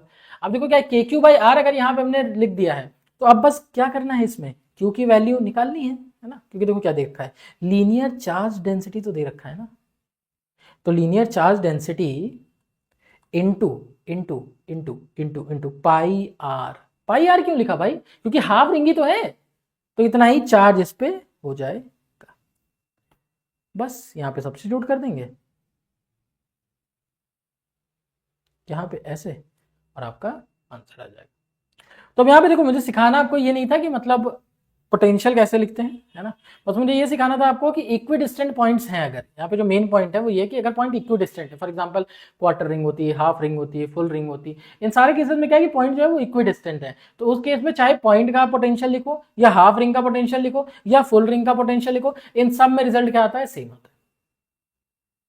इवन अगर आप स्फीयर भी लेते हो और उसके स्फीयर में यूनिफॉर्मली डिस्ट्रीब्यूटेड है चार्ज, तो उस केस में भी यही पोटेंशियल आता है। अब एक और सवाल यहां पे मैं बताता हूं, उसको भी ढंग से समझना, कि अगर ये नॉन यूनिफॉर्मली डिस्ट्रीब्यूटेड भी होता लेकिन रिंग के ऊपर होता तो भी चार्ज यही आता, capital Q. Although capital Q को कैलकुलेट करने के लिए हो सकता है लैम्डा की वैल्यू थीटा के प्रोपोर्शनल दी जाती, तो उसमें थोड़ी डिफिकल्टी आ सकती थी, बट टोटल चार्ज के रिलेशन में चेंज नहीं आएगा, क्योंकि सारे चार्जेस जो है इक्विडिस्टेंट रहेंगे। तो यहाँ पे के क्यू बाई आर एक तो फॉर्मूला आपको याद रखना ही है, उसके साथ साथ ये भी याद रखना है कि अगर पॉइंट इक्वी डिस्टेंट है तो बहुत ज्यादा दिमाग नहीं लगाना है, टोटल चार्ज लिखना है और उसके हिसाब से सॉल्व करना है, ठीक है। तो इन वैल्यूज को आप सब्स्टिट्यूट करोगे, आपका आंसर आ जाएगा। तो मैं आपको कैलकुलेशन एक बार दिखा देता हूँ, आप देखना चाहते हो तो ये चीज़ देख लो, ये के की वैल्यू आ गई है ना, उसके बाद यहाँ पे आपने लिख दिया अपना लैम्डा की value into pi R divided by R, तो ये आपका आंसर आ गया। आसान सवाल था, है ना, कुछ भी इसमें ऐसा कॉम्प्लिकेशन नहीं था सवाल में, बस आपको छोटी छोटी चीज़ें कुछ याद होनी चाहिए थी, वो चीज़ें मैंने आपको बता दी कि कौन कौन सी चीज़ें आपको याद होनी चाहिए। तो इसी के साथ हमने 19 क्वेश्चंस कर लिए हैं, सोचो we are like we have somewhere around 30 to 33 के आसपास क्वेश्चंस हैं, हम 19 तक पहुंच चुके हैं, तो बस थोड़ा सा और आपको ध्यान देना है और इलेक्ट्रोस्टैटिक्स आपका खत्म हो जाएगा चैप्टर। सोचो यार, 1-2 घंटे के ड्यूरेशन में अगर आप इलेक्ट्रोस्टैटिक्स पूरा खत्म कर ले रहे हो तो फिर तो जीवन एकदम सफल ही है ना। और इलेक्ट्रोस्टैटिक्स लगभग पूरा ही खत्म हो जाता है, क्योंकि हर तरह के क्वेश्चन अगर आप पूरे सारे सेट्स उठा के देखोगे ना 2024 के पेपर के, तो आपको मिलेगा कि सारे के सारे टाइप के क्वेश्चन वो कवर कर लेते हैं।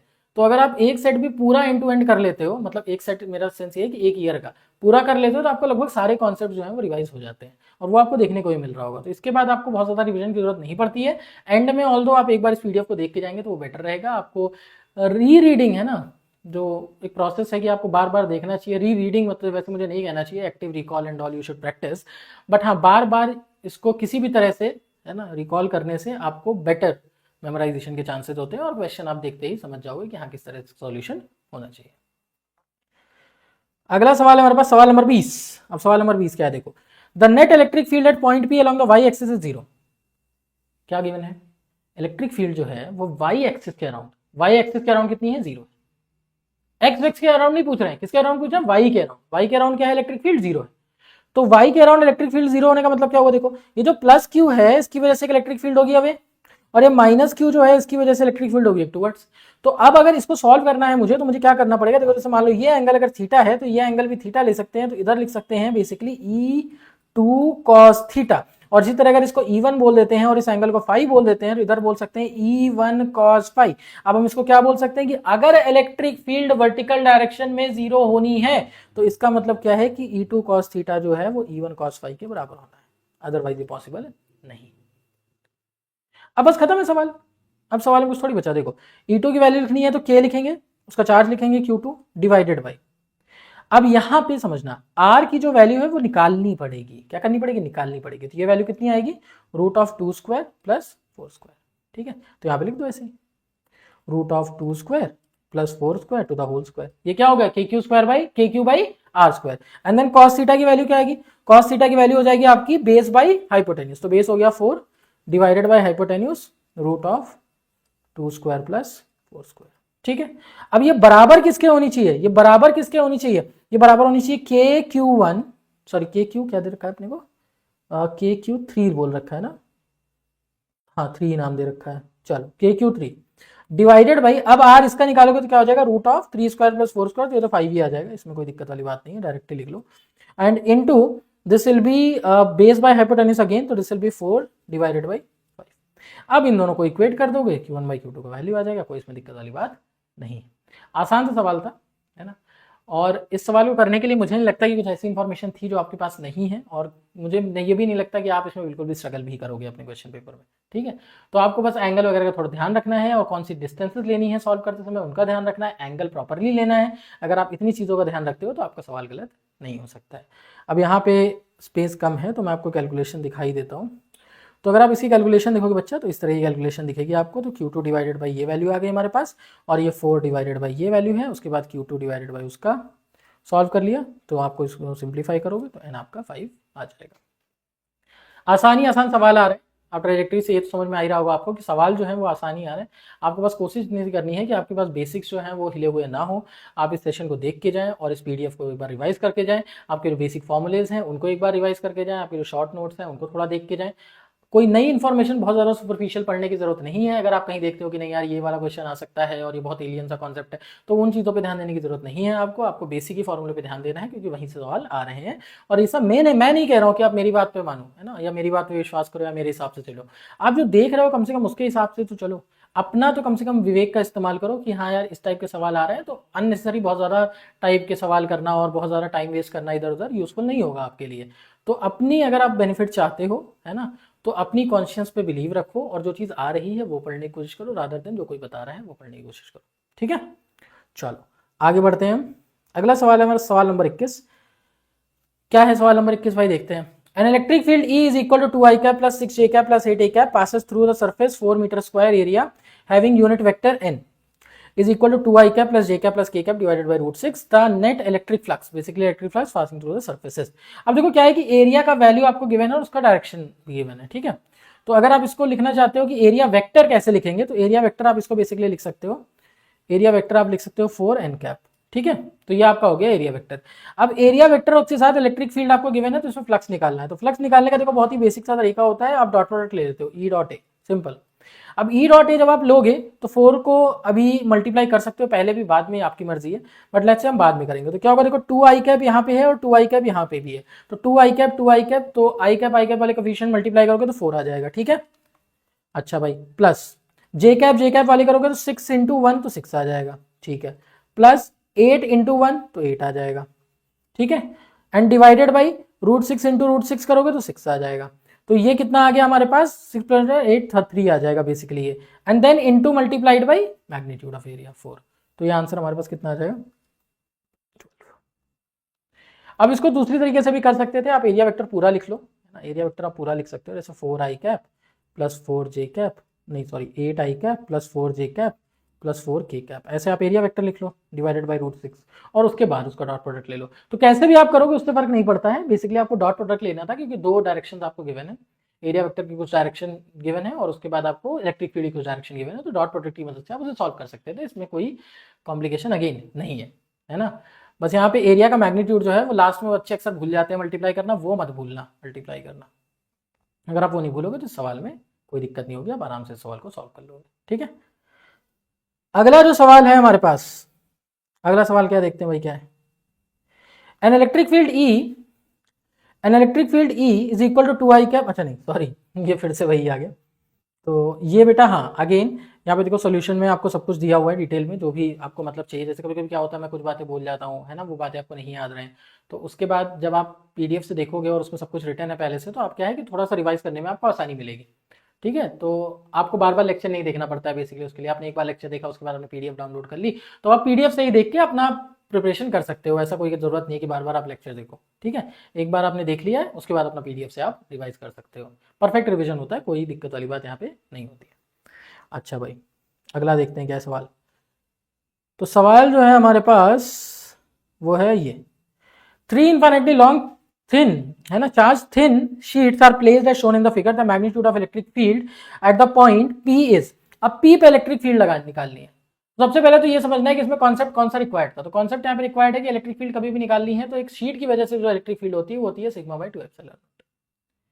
शीट की वजह से जो भी इलेक्ट्रिक फील्ड होती है वो क्या होती है, सिग्मा बाई 2 एप्सिलॉन नॉट। सबसे पहले यहाँ पे जो फॉर्मूला रिक्वायर्ड है वो क्या है, सिग्मा बाई 2 एप्सिलॉन नॉट, ये फॉर्मूला रिक्वायर्ड है। अब जो भी ये फॉर्मूला रिक्वायर्ड है हमें किसी शीट के लिए, सिग्मा बाई 2 एप्सिलॉन नॉट, तो अगर हमारे पास पॉजिटिव चार्ज शीट है तो उसकी वजह से जो इलेक्ट्रिक फील्ड होगी वो रिपल्सिव इन नेचर होगी, और नेगेटिव है अगर तो उसकी वजह से इलेक्ट्रिक फील्ड जो होगी वो अट्रैक्टिव इन नेचर होगी। अब बच्चे पूछेंगे सर ये कहां से आ गया, बेटा ये गॉस लॉ से आता है। आप इनफाइनाइट शीट लेते हो, उसमें एक सिलेंडर अटैच करते हो, फिर सिलेंडर में दोनों तरफ फील्ड लेते हो, फिर 2 into E into A is equal to Q enclose by epsilon not, वहां से आता है बच्चा ये, ठीक है।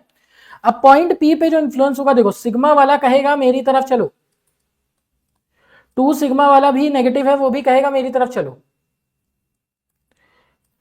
जो पॉजिटिव वाला है वो कहेगा मेरी तरफ मत आओ, दूसरी तरफ चलो, तो वो भी कहेगा सपोर्ट कर दिया इन दोनों नेगेटिव वालों को।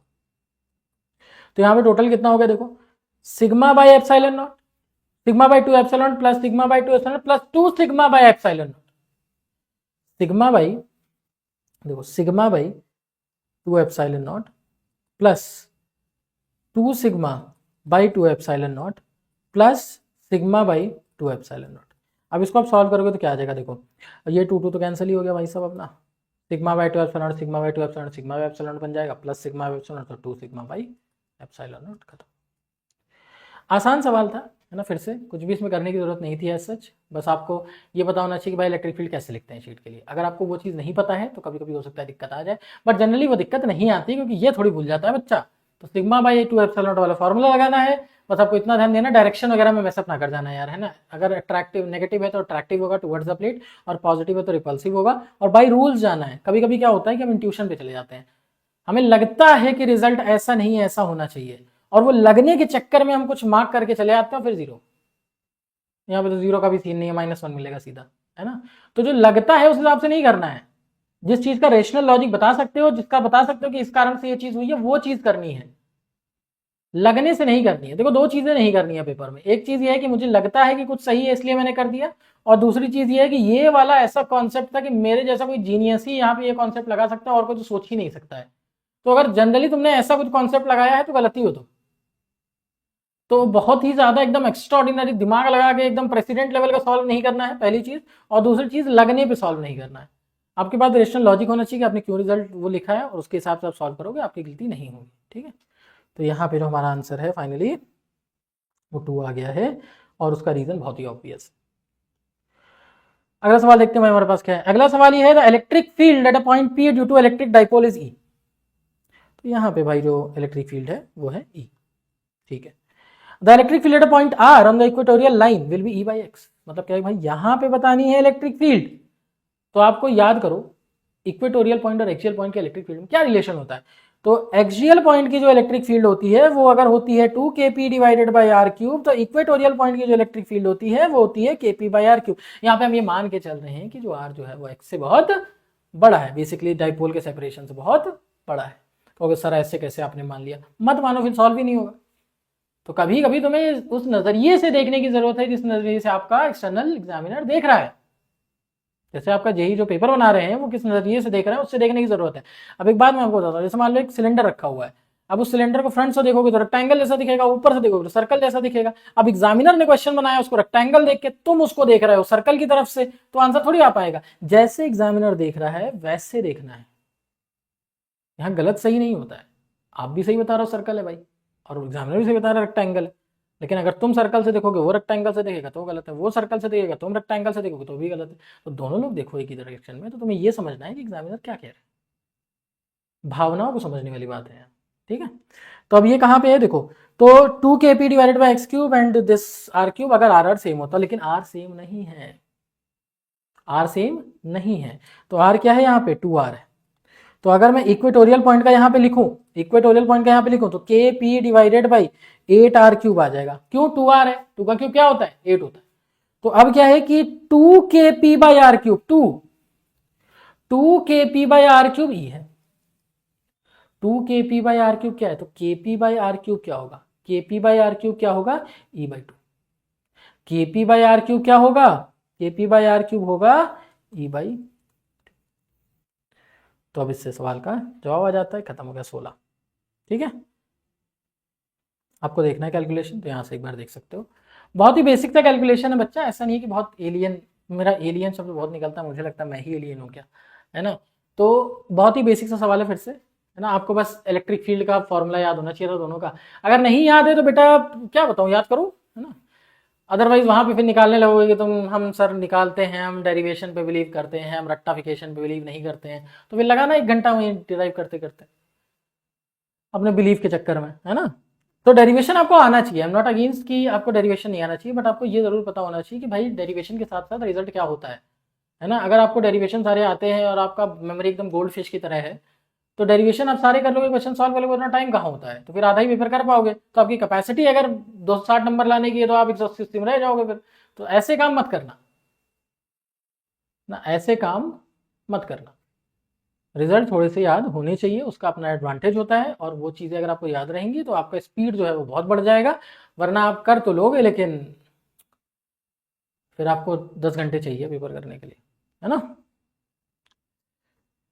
चलो भाई, अगला जो है हमारे पास क्वेश्चन नंबर 24। हाँ, तो ये मत कह देना कि सर कह रहे हैं डेरिवेशन नहीं सीखना चाहिए। अरे वो सीखना चाहिए, एडवांस में तो बहुत ही मदद करेगा डेरिवेशन तुम्हारी, लेकिन मैं कह रहा हूँ उसके साथ साथ रिजल्ट्स याद होने चाहिए, उससे स्पीड बन जाती है थोड़ा। An infinite plane sheet of having charge having uniform surface charge density sigma coulomb per meter square is placed in xy plane. Another infinitely charged long line having uniform linear density lambda naught centimeter placed in z is equal to 4 meter plane, the parallel to the y axis. If the magnitude values is sigma is equal to 2 times lambda, then at point 0 comma 0 comma 2 the ratio of magnitude of electric field values of the sheet charge to that of the line charges. अब देखो इस सवाल को समझते हैं। पहले सवाल ये है कि आपके पास एक इनफाइनाइट प्लेन शीट है, ठीक है। अब वो जो शीट है वो एक्स वाई प्लेन में है। तो फॉर एग्जांपल जैसे मान लो कि अगर आप यहाँ पे ले लेते हो एक्स, ठीक है, और इधर आप ले लेते हो वाई, तो एक्स वाई अगर इस तरह से लोगे तो जी जो है आपका वो नीचे आ जाएगा। अब आप कह दोगे नहीं सर हम यहाँ एक्स लेंगे यहाँ वाई लेंगे। अरे भाई साहब जो मर्जी करे ले लो, तो फिर जी ऊपर लेना पड़ेगा, ठीक है। तो अब सीन क्या है कि यहाँ पे अगर हमने इनफाइनाइट शीट ले ली, यहाँ पे हमने इनफाइनाइट शीट ले ली, तो इस इनफाइनाइट शीट से, है ना, इस इनफाइनाइट शीट से 4 मीटर अप, क्योंकि जी एक्सिस की तरफ है ना, तो यहाँ पे एक लाइन वायर ऐसे रखा हुआ है, ठीक है। अब क्या बोल रहे हैं कि एक पॉइंट है जो मिडवे है दोनों के, क्योंकि 0,0,2 है और 0,0,4 पे आपका लाइन वायर है। तो मिडवे आपको निकालना है कि इलेक्ट्रिक फील्ड का रेशियो क्या हो। तो आपको पता है इनफाइनाइट वायर की वजह से जो इलेक्ट्रिक फील्ड होती है, तो मिडवे मतलब 2 मीटर पे है, तो electric field due to wire, इसको हम लिख सकते हैं 2k lambda divided by R. और आर यहाँ पे क्या है 2, क्यों, क्योंकि 0 से 4 तक था, 2 तो बीच में आ जाएगा। अच्छा भाई, अब हमें लिखना है electric field due to infinite sheet. Infinite sheet की वजह से इलेक्ट्रिक फील्ड कितनी होती है वो तो हमें पता है, सिग्मा बाई 2 एप्सिलॉन नॉट होती है। पता ही नहीं, मतलब ही नहीं रहता है कि कहां पे निकालना चाह रहे हो। आप एकदम बगल में निकालो, थोड़ी दूर जाके निकालो, थोड़ी दूर जाके निकालो। अरे इनफाइनाइट शीट है, अनंत, तो उसकी वजह से इलेक्ट्रिक फील्ड थोड़ी चेंज हो जाएगी। तो यहाँ पे सिग्मा बाई 2 एप्सिलॉन। अब बस इन दोनों का रेशियो निकाल लेना है। सिग्मा और इसकी रेशियो आपको गिवन है, k 1/4 पाई एप्सिलॉन नॉट होता है, इसको सॉल्व कर लोगे आपको फाइनल आंसर आ जाएगा। तो यहाँ पे डायग्राम के बाद हमारी स्पेस तो बची नहीं, तो जो हमारा लिखा है इसी को देख लेते हैं, बट आपको कॉन्सेप्ट तो समझ में आ ही गया होगा। तो ये सिग्मा बाई 2 एप्सिलॉन नॉट है, इसमें इसकी जरूरत नहीं है अपने को, है ना। तो देखो ये हो गया हमारा इलेक्ट्रिक फील्ड किसका, वायर का। अब अभी सर ये तो डिफरेंट लिखा हुआ है, ऐसा तो आपने नहीं बताया। तो नहीं बच्चा, यही बताया। देखो 2 है, k होता है 1/4 पाई एप्सिलॉन नॉट और लैम्डा डिवाइडेड बाई आर, तो यही आ जाएगा। ऐसे शक नहीं करते हैं, है ना, बाजीराव की तलवार पे संदेह नहीं करते। तो ये देखो लैम्डा है divided by 2 pi R epsilon not, और उसके बाद इसी तरह आपके पास इलेक्ट्रिक फील्ड उसकी भी गिवन है, आपको शीट की भी, दोनों को डिवाइड कर दोगे, दोनों को डिवाइड करोगे तो ये आंसर आएगा N16 आ गया। तो अगेन यहाँ पे कॉन्सेप्ट क्या था, आपको बेसिक याद होना चाहिए। इसमें से क्या कोई ऐसा फॉर्मूला है जो आया है जो हमारे एनसीईआरटी में नहीं लिखा है, या फिर हमें बोर्ड के लिए नहीं तैयार करना होता है। तो अगर आप बोर्ड के लिए भी तैयार हो तो भी आप इस पेपर के लिए तैयार हो। आपको बस इतना तैयार होना है कि भाई हाँ इलेक्ट्रिक फील्ड का पता है क्या मेरे को, स्ट्रेट वायर का, इनफाइनाइट वायर का, हाँ पता है। अगर मुझे इलेक्ट्रिक फील्ड पता है क्या मुझे इनफाइनाइट शीट का, हाँ भाई पता है। तो बस क्या करना है, दोनों का रेशियो तो निकालना है। बाकी सब तो क्वेश्चन आपको खुद ही बता रहा है कि लैम्डा और सिग्मा में क्या रिलेशन है, वहां तो कोई दिक्कत है ही नहीं, वो तो क्वेश्चन आपको खुद ही बता दे रहा है, ठीक है। अगला सवाल हमारा है सवाल नंबर 25। सवाल नंबर 25 क्या है भाई, सवाल नंबर 25 ये कह रहा है कि suppose a uniformly charged wall provides a uniform electric field of value 2 × 10⁴ Newton per coulomb normally. तो वॉल है, ऐसे करके इलेक्ट्रिक फील्ड दे रहा है। A charge particle of mass 2 gram being suspended through a silk thread of length 20 centimetre and remain stayed at a distance of 10 centimetre from the wall. मतलब क्या है कि भाई ये हमारी हो गई वॉल, यहां से एक थ्रेड अटैच्ड है, इसकी लेंथ है 20 सेंटीमीटर, यहां से वो 10 सेंटीमीटर पे है, ठीक है। और क्या गिवन है भाई, कुछ और गिवन है क्या अपने पास? हाँ, इलेक्ट्रिक फील्ड जो है वो इस तरफ एक्ट कर रही है नॉर्मली। अब उसके बाद क्या गिवन है अपने को? हाँ, तो चार्ज ऑन द पार्टिकल निकाला है। बहुत ही ज्यादा आसान सवाल हो गया यार ये तो। देखो, अगर ये पार्टिकल इक्विलिब्रियम पे है तो इसका मतलब क्या है, इसमें फोर्सेस जो है वो बैलेंस्ड। अब इसमें फोर्सेस कौन कौन सी लग रही है ये भी समझ लेते हैं। तो एक फोर्स तो लग रही है टेंशन, दूसरी फोर्स लग रही है हमारे पास क्यू ई, क्योंकि इलेक्ट्रिक फील्ड पता है उसको क्यू से मल्टीप्लाई कर देते हैं, इलेक्ट्रोस्टैटिक फोर्स आ जाती है। और तीसरी फोर्स लग रही है नीचे की तरफ एम जी। ठीक है, वहां से मैं तो अब यहाँ पे देखो कंपोनेंट वगैरह से आप सॉल्व कर सकते हो, बट वो तरीका मैं रिकमेंड नहीं करूँगा। मतलब मैं आपको दूसरा तरीका बताऊंगा, आप कंपोनेंट वगैरह से भी कर सकते हो, इसमें कोई दिक्कत वाली बात नहीं है। आप इन दोनों का रिजल्ट निकाल के टी से बैलेंस कर सकते हो, उसमें भी कोई दिक्कत वाली बात नहीं है। लेकिन यहाँ पे मैं यूज करूंगा लामीज थ्योरम, क्योंकि भाई तीन फोर्सेस लग रही हैं, पार्टिकल स्टैटिक इक्विलिब्रियम में है, तो क्यों ना लामीज थ्योरम यूज करूंगा मैं। तो अगर लामीज थ्योरम यहाँ पे यूज करते हैं तो हम यहाँ पे क्या लिख सकते हैं, देखो क्यू ही लिख सकते हैं divided by sine of angle opposite to it, मतलब ये वाला एंगल मेरे को लिखना है। तो अगर ये वाला एंगल लिखना है तो कोई बड़ी बात नहीं है। देखो ये 20 है, ये 10 है, तो परपेंडिकुलर बाई हाइपोटेन्यूज का वैल्यू है वो हाफ है, तो इसका मतलब साइन 30 है। और उसी तरह अगर कॉस साइन 30 है तो कॉस 60 लिख सकते हो। अच्छा, ये अगर 60 है तो ये एंगल 90 हो गया, तो इसका मतलब 90 plus 60 sine 150, and this will be equal to M G divided by opposite angle to that. तो अब अगर उसके ऑपोजिट एंगल लोगे तो क्या है, ये वाला एंगल निकालने की बेसिकली कोशिश कर रहे हो। तो ये लाइन है, ये एंगल 60 है, और ये एंगल निकालना है, तो 180 में से 60 माइनस कर दो तो 120 आ जाएगा। तो ये हो गया साइन 120। अब यहाँ पे साइन 150 का वैल्यू आपको पता होगा, ऐसा मैं मान के चल रहा हूँ कि आपको शायद ये वैल्यू पता हो। अच्छा, उसके बाद एम जी का वैल्यू आपको गिवन है सवाल में, और उसके बाद आपको साइन 120 का भी वैल्यू पता होता है। अभी ये बेसिक ट्रिग्नोमेट्री है, ये आप सॉल्व करेंगे, है ना, इसमें मैं नहीं चाहता कि आप गलती करें। ठीक, और जैसे ही आप इन दोनों की वैल्यू निकालेंगे, Q is the only variable you need, और उसका वैल्यू आप सब्स्टिट्यूट कर देंगे, आपका आंसर आ जाएगा। तो यहाँ पे बेसिकली हमें करना क्या था, सबसे पहले तो ये देखना था कि सिचुएशन क्या है। अगर आप पिक्चर ड्रॉ करने में गलत निकल गए, अगर आप पिक्चर ड्रॉ करने में गलत निकल गए तो आपका आंसर नहीं आएगा। तो सबसे पहली चीज आपको ये देखनी है कि आपका जो पिक्चर है वो अप्रोप्रिएट बनना चाहिए। एक बार आपका पिक्चर जो है वो अप्रोप्रिएट बन गया, तो उसके बाद जो नेक्स्ट स्टेप है आपका पिक्चर बनने के बाद, वो ये है कि इक्विलिब्रियम सिचुएशन देखी। अब इक्विलिब्रियम सिचुएशन देखने के बाद सॉल्व करने के बहुत सारे तरीके हो सकते हैं। तो मैंने जैसे आपको लामीज थ्योरम से बताया, हो सकता है कोई यहाँ पे कंपोनेंट लेके सॉल्व करे, तो चाहे आप लामीज थ्योरम से करो चाहे कंपोनेंट लेके सॉल्व करो, आपके आंसर आ जाएंगे। बट लामीज थ्योरम जो है वो आपको छोटा पड़ेगा एज कंपेयर टू कंपोनेंट्स, अगर आपकी प्रैक्टिस बहुत सॉलिड नहीं है तो। आप कंपोनेंट लेके भी कर सकते हो, मैं इसमें मना नहीं कर रहा हूँ आपको, लेकिन मैं सजेस्ट नहीं करूंगा बस। ठीक है, अच्छा भाई, अगला देखो, तो यहाँ पे आपको कैलकुलेशन अगर करना है तो आप कर सकते हो। Basically Q E divided by, तो कर ही देता हूँ मैं, Q E divided by sign 150 की वैल्यू लिखोगे तो साइन 90 प्लस 60, तो कॉस 60 हो जाएगा, वो वैल्यू हाफ ही आ जाएगी आपके पास, and this will be equal to Q E, है ना, और 120 है तो √3/2 आ जाएगी। ठीक है, कॉस 30।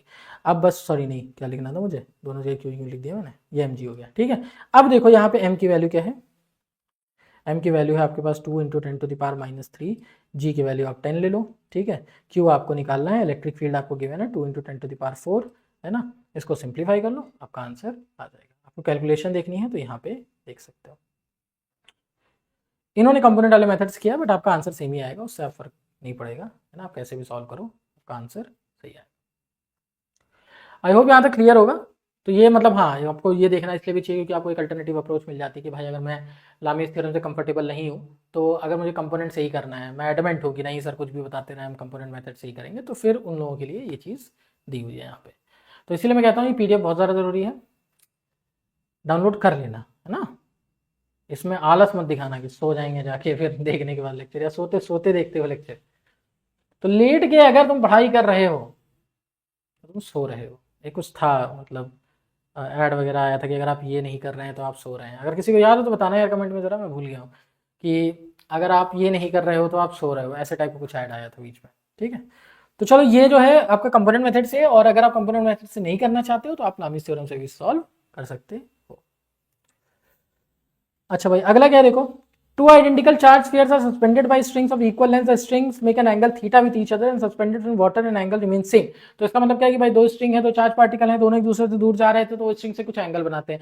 अब पानी के अंदर भी जब इस सेटअप को ले जाते हो तो भी एंगल नहीं बदलता है। ये जादू हो रहा है यहाँ पे कि तो भी एंगल नहीं बदलता है। If density of the material of the sphere is this, then dielectric constant of water will be. देखो सबसे पहले तो ये समझो कि इसका कॉन्सेप्ट क्या है, बाकी कैलकुलेशन तो कर ही लोगे, है ना। क्यूबिक सेंटीमीटर है उसको आपको मीटर क्यूब में कन्वर्ट करना पड़ेगा, और जो केजी है उसको, जो ग्राम है उसको केजी में कन्वर्ट करना पड़ेगा। बट पहले समझ लेते हैं कि जो आपका प्रोसेस है वो कैसे जाएगा, है ना। हो सकता है ग्राम में भी आप सॉल्व कर सकते हो वैसे, क्योंकि डेंसिटी ऑफ वाटर दी हुई है। बट अब समझते हैं सबसे पहले कि इसका सोल्यूशन कैसे होगा। तो सिचुएशन ये कह रही है कि जैसे मान लो हमारे पास कि यहाँ पे पिवट पॉइंट है और यहाँ से दो ऐसे पेंडुलम्स है, ठीक है। अब इन पेंडुलम्स में क्या है कि ये एंगल मान लो अगर थीटा है तो इधर की तरफ एक इलेक्ट्रोस्टैटिक फोर्स लगेगी, वो क्या लिख सकते हैं, K Q square divided by are square. नीचे की तरफ क्या हो जाएगा, एम जी हो जाएगा, इधर की तरफ टी हो जाएगा, ठीक है। अच्छा भाई, यही सेम फोर्सेज आप दूसरे वाले पे भी लगा सकते थे। अब अगर टी और इन सब के बीच का रिलेशन निकालना है तो अब समझो कि ये एंगल तो है थीटा, समझना इस बात को, यहां बना देता हूं अलग से। तो ये हो गया एम जी, ये हो गया आपका एफ ई, के क्यू स्क्वायर बाद में लिख लेंगे, और ये हो गया आपका टी। तो ये एंगल अगर थीटा था तो ये एंगल भी थीटा हो जाएगा। तो इसका मतलब क्या है कि एम जी के ऑपोजिट जो एंगल है वो साइन 90 प्लस थीटा है, ठीक है, साइन 90 प्लस थीटा है। एंड एफ ई के ऑपोजिट जो एंगल है वो क्या है, 180 माइनस थीटा है। देखो ये 180 माइनस थीटा है, तो साइन 180 माइनस थीटा। क्या लगाया यहां पे मैंने लगाया लामीज थ्योरम। क्या लगाया यहां पे मैंने लगाया लामीज थ्योरम। तो यहां पे क्या है, साइन 90 प्लस थीटा होता है कॉस थीटा। तो यहां पे लिख सकते हो M G divided by cos theta, this will be equal to F E divided by sine theta. तो अब इसको क्रॉस मल्टीप्लाई कर लो तो ये आ जाएगा sine theta divided by cos theta, and that will be equal to F E by M G, ठीक है। तो टैन थीटा की जो वैल्यू आ गई, टैन थीटा की वैल्यू आ गई F E by M G. अब एक बात को आप समझो कि टैन थीटा की जो वैल्यू है वो F E by M G है, इसका मतलब जो एयर में वैल्यू है टैन थीटा की वही वैल्यू वाटर में डिप करने के बाद है। तो टैन थीटा की value is something which is not changing. Tan theta की value can not change only under one condition, if F E और एम जी का जो रेशियो है वो सेम रहे। तो वो भी समझते हैं कि भाई पानी में डालने के बाद क्या होगा। ये तो खैर आंसर लिखा हुआ तो आप वैसे भी देखोगे बाद में, तो देखते हैं जरा क्या होगा। तो एफ ई जो है बेटा टैन थीटा से चेंज नहीं हो रहा है पानी में डालने के बाद। अब पानी में डालने के बाद पानी का कुछ तो डाइलेक्ट्रिक कांस्टेंट होगा, कुछ तो पानी का डाइलेक्ट्रिक कांस्टेंट होगा, तो उसको एप्सिलॉन आर बोल देते हैं, ठीक है। तो हम क्या लिख सकते हैं, जो फोर्स आपकी एयर में होती है उसको डाइलेक्ट्रिक कांस्टेंट से अगर हम डिवाइड कर दें तो हमें मिल जाता है कि भाई क्या वैल्यू होगा इलेक्ट्रोस्टैटिक फोर्स का उसके अंदर। अब कहोगे सर हम एप्सिलॉन आर नहीं लिखेंगे, हम स्मॉल के लिखेंगे। चलो भाई तुम स्मॉल के लिख लो, कोई बात नहीं, ठीक है, तुम इसको स्मॉल के लिख लो, ठीक। अच्छा, डिवाइडेड बाई एम जी। अब देखो एम जी क्या होता है, बॉइंट फोर्स की वजह से बदल जाती है। एम जी जो है वो क्या हो जाती है, बॉइंट फोर्स की वजह से बदल जाती है। कैसे बदल जाती है समझो, कि अगर किसी ऑब्जेक्ट पे नेट फोर्स निकालना है एम जी इफेक्टिव पानी के अंदर, तो वो होता है एम जी जो उस पर फोर्स लग रहा हो ग्रेविटी की वजह से माइनस बॉइंट फोर्स। तो अब जो बॉइंट फोर्स है बच्चा, बॉइंट फोर्स क्या होती है, volume of liquid displaced into density of liquid into G, ये होती है बॉइंट फोर्स। अब अगर ऑब्जेक्ट पूरा का पूरा सबमर्ज्ड है लिक्विड में, तो वॉल्यूम चाहे ऑब्जेक्ट का लिखो या फिर वॉल्यूम डिस्प्लेस्ड इन लिक्विड लिखो, दोनों का मतलब सेम होता है। तो यहां पे हम इसको क्या लिख सकते हैं, एम जी माइनस इसको लिख सकते हैं M divided by density of the object into rho L into G. अब यहां से अगर इसको आगे ले जाओगे तो ये जो एम जी इफेक्टिव है ना पानी के अंदर बच्चा, एम जी कॉमन आ जाएगा और यहां पे बच जाएगा 1 minus rho of liquid by rho of object. अब एम एम यहां से कैंसिल हो जाता है और यहां पे एम जी इफेक्टिव डायरेक्टली भी लिख सकते हो, ऐसा कुछ नहीं है। तो बट अब यहां पे एम जी इफेक्टिव आ जाएगा, एम जी नहीं रहेगा। बस इतना अगर कर लिया, देखो सवाल अच्छा है ना, ये सवाल अच्छा और ये लगभग हर टेक्स्ट बुक में आपको मिल भी जाता है।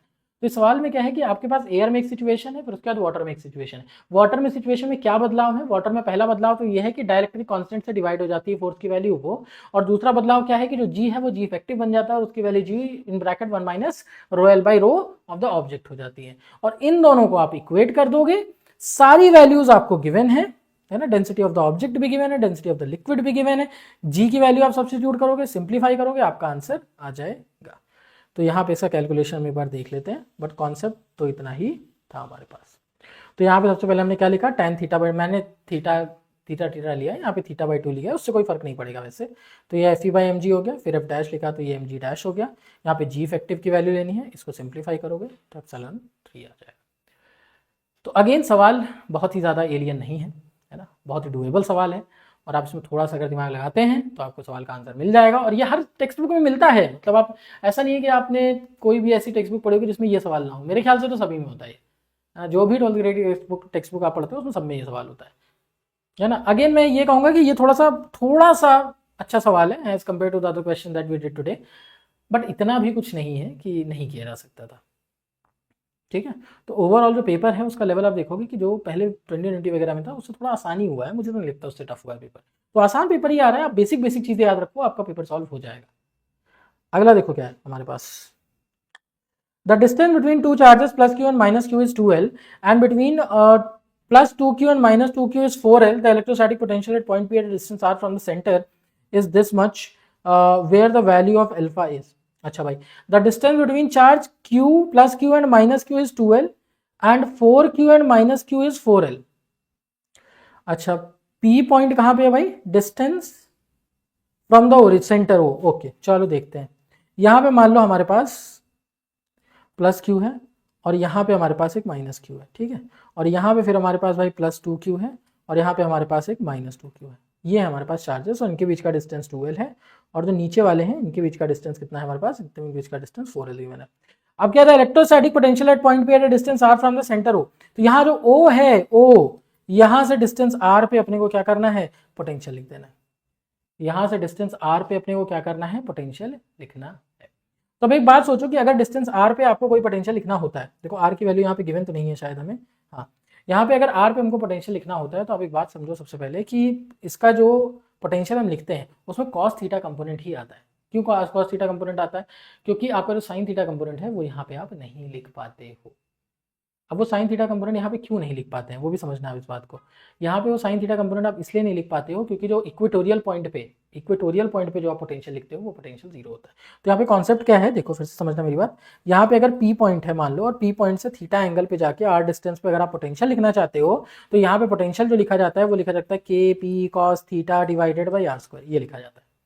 ठीक है, K P cos theta divided by are square. तो मान लेते हैं कि अगर हमारे पास Q इंटू 2L करके ये जो है इसका वैल्यू P मान लेते हैं, तो इसकी वजह से जो रिजल्ट आएगा और जो दूसरे वाले की वजह से रिजल्ट आएगा उन दोनों में डिफरेंस क्या होगा, एक में जो P का वैल्यू है वो P होगा और दूसरे में जो P का वैल्यू है वो 4P होगा as compare to the initial P। समझ रहे हो मेरी बात। तो Q इंटू 2L अगर P है तो अगर उसमें 4Q basically 2Q into 4L करोगे तो वो 4 टाइम्स वैल्यू आ जाएगा। ठीक है, तो इसी तरह से इसको बस लिखना है और कुछ नहीं है, इसको सिंप्लीफाई कर लेना, आपका आंसर आ जाएगा। तो यहाँ पे देखो क्या है हमारे पास, यहाँ पे सबसे पहले तो डाइपोल मोमेंट है ना 2Q इंटू L, और इसी तरह दूसरे वाले का 8QL। तो उसकी तरह से आपका डाइपोल मोमेंट आ जाएगा, उसके साथ आप कॉस थीटा का वैल्यू लिख दोगे, उससे आपका आंसर आ जाएगा।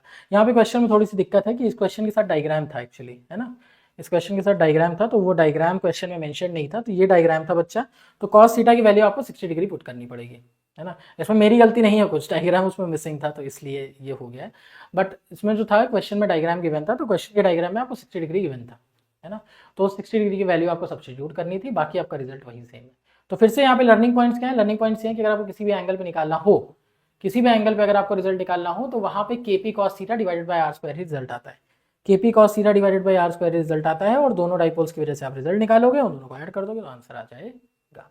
ठीक है, तो अगर इसमें लगता हो कि मतलब डायग्राम कुछ और था तो आप एक बार बता सकते हो सकता है साइड एरर मेरे साइड से ही हो। तो इसमें अगर डायग्राम मतलब इस टाइप का है तो आपको इस तरह से ही सॉल्व करना था, अगर कुछ और डायग्राम होगा तो उस तरह से भी हो सकता है सॉल्व करना हो। ठीक है, तो to the best of my knowledge यही डायग्राम है ना। अगर आपको लगता है कि कुछ इसमें ऐड ऑन है और कुछ आप इनपुट दे सकते हो तो प्लीज़ उसको दीजिएगा, क्योंकि कोई परफेक्ट नहीं होता है ना। वी ऑल आर ट्राइंग, है ना, जितना बेस्ट हमें आता है हम आपको देने की कोशिश करते हैं, तो आपकी तरफ से भी अगर हमें कुछ इनपुट्स मिलते हैं तो वो भी हमें मदद करते हैं। ठीक है, तो this is the overall situation with this particular question. तो इसमें कोई दिक्कत वाली बात नहीं होनी चाहिए। चलो भाई आगे बढ़ते हैं। Two identical charge spheres are suspended by strings of equal length, the strings make an angle of 37 degree with each other. When suspended in a liquid of density 0.7 gram per centimeter cube, the angle remains the same. If the density of the material of the sphere is 1.4 gram per centimeter cube, the dielectric constant of the liquid is. Same सवाल है ना, exactly same सवाल है। दो charge हैं suspended bye string of equal length, the string makes an angle 37 degree with each other. ठीक है, अब क्या है, when suspended in a liquid density this, the angle between them remains same. Exactly same question है, exactly same question है, और बस यहाँ पे वैल्यू गिवन है, बाकी और कुछ भी बदलाव नहीं है सवाल में। एग्जैक्टली सेम सवाल है, तो यहाँ पे इस पे टाइम बहुत ज़्यादा नहीं लगाएंगे, हम डायरेक्टली ही देख लेते हैं। तो एग्जैक्टली सेम सवाल है बच्चा, तो आप उसको एग्जैक्टली सेम तरीके से करोगे और आपका आंसर आ जाएगा। तो देखो बेसिक ही सवाल आ रहे हैं, फिर से मैं वही बात बोलूंगा कि सवाल तो बेसिक ही आ रहे हैं, आपको बस देखना इतना है कि आप उसको सॉल्व किस तरीके से करते हो। ठीक है, तो 28th क्वेश्चन में क्या था हमारे पास, जो अभी हमने किया था, एक दो सवाल पहले जैसे देख लेते हैं कौन सा सवाल था। वो सवाल नंबर था, सवाल नंबर हाँ 26। तो 26 और 28 जो है सेम ही सवाल है ना, सेम ही चीज निकालनी है डाइलेक्ट्रिक कांस्टेंट। अब जो सवाल नंबर 29 है हमारे पास, सवाल नंबर 29 क्या है देखते हैं भाई, क्या है। An electron is moving under the influence of the electric field of a uniform charge infinite plane sheet S having surface charge density plus sigma, the electron at t equal to 0 is at a distance 1 meter from s, has a speed of 1 meter per second. The maximum value of sigma if the electron strikes at t equal to 1 second is, देखो यहां पे क्या है कि एक हमारे पास surface charge density given है, surface charge density कितनी है, sigma plus sigma. An electron is at t equal to 0 at distance 1 meter and s and has a speed of 1 meter per second. तो इसका मतलब क्या है, देखो इलेक्ट्रॉन पे क्या फर्क पड़ेगा हमारी शीट का। तो हमारी अगर इनफाइनाइट शीट है तो इनफाइनाइट शीट क्या करती है, इलेक्ट्रिक फील्ड अप्लाई करती है। अब उस इलेक्ट्रिक फील्ड की वजह से क्या होगा, एक फोर्स एक्सपीरियंस करेगा इलेक्ट्रॉन।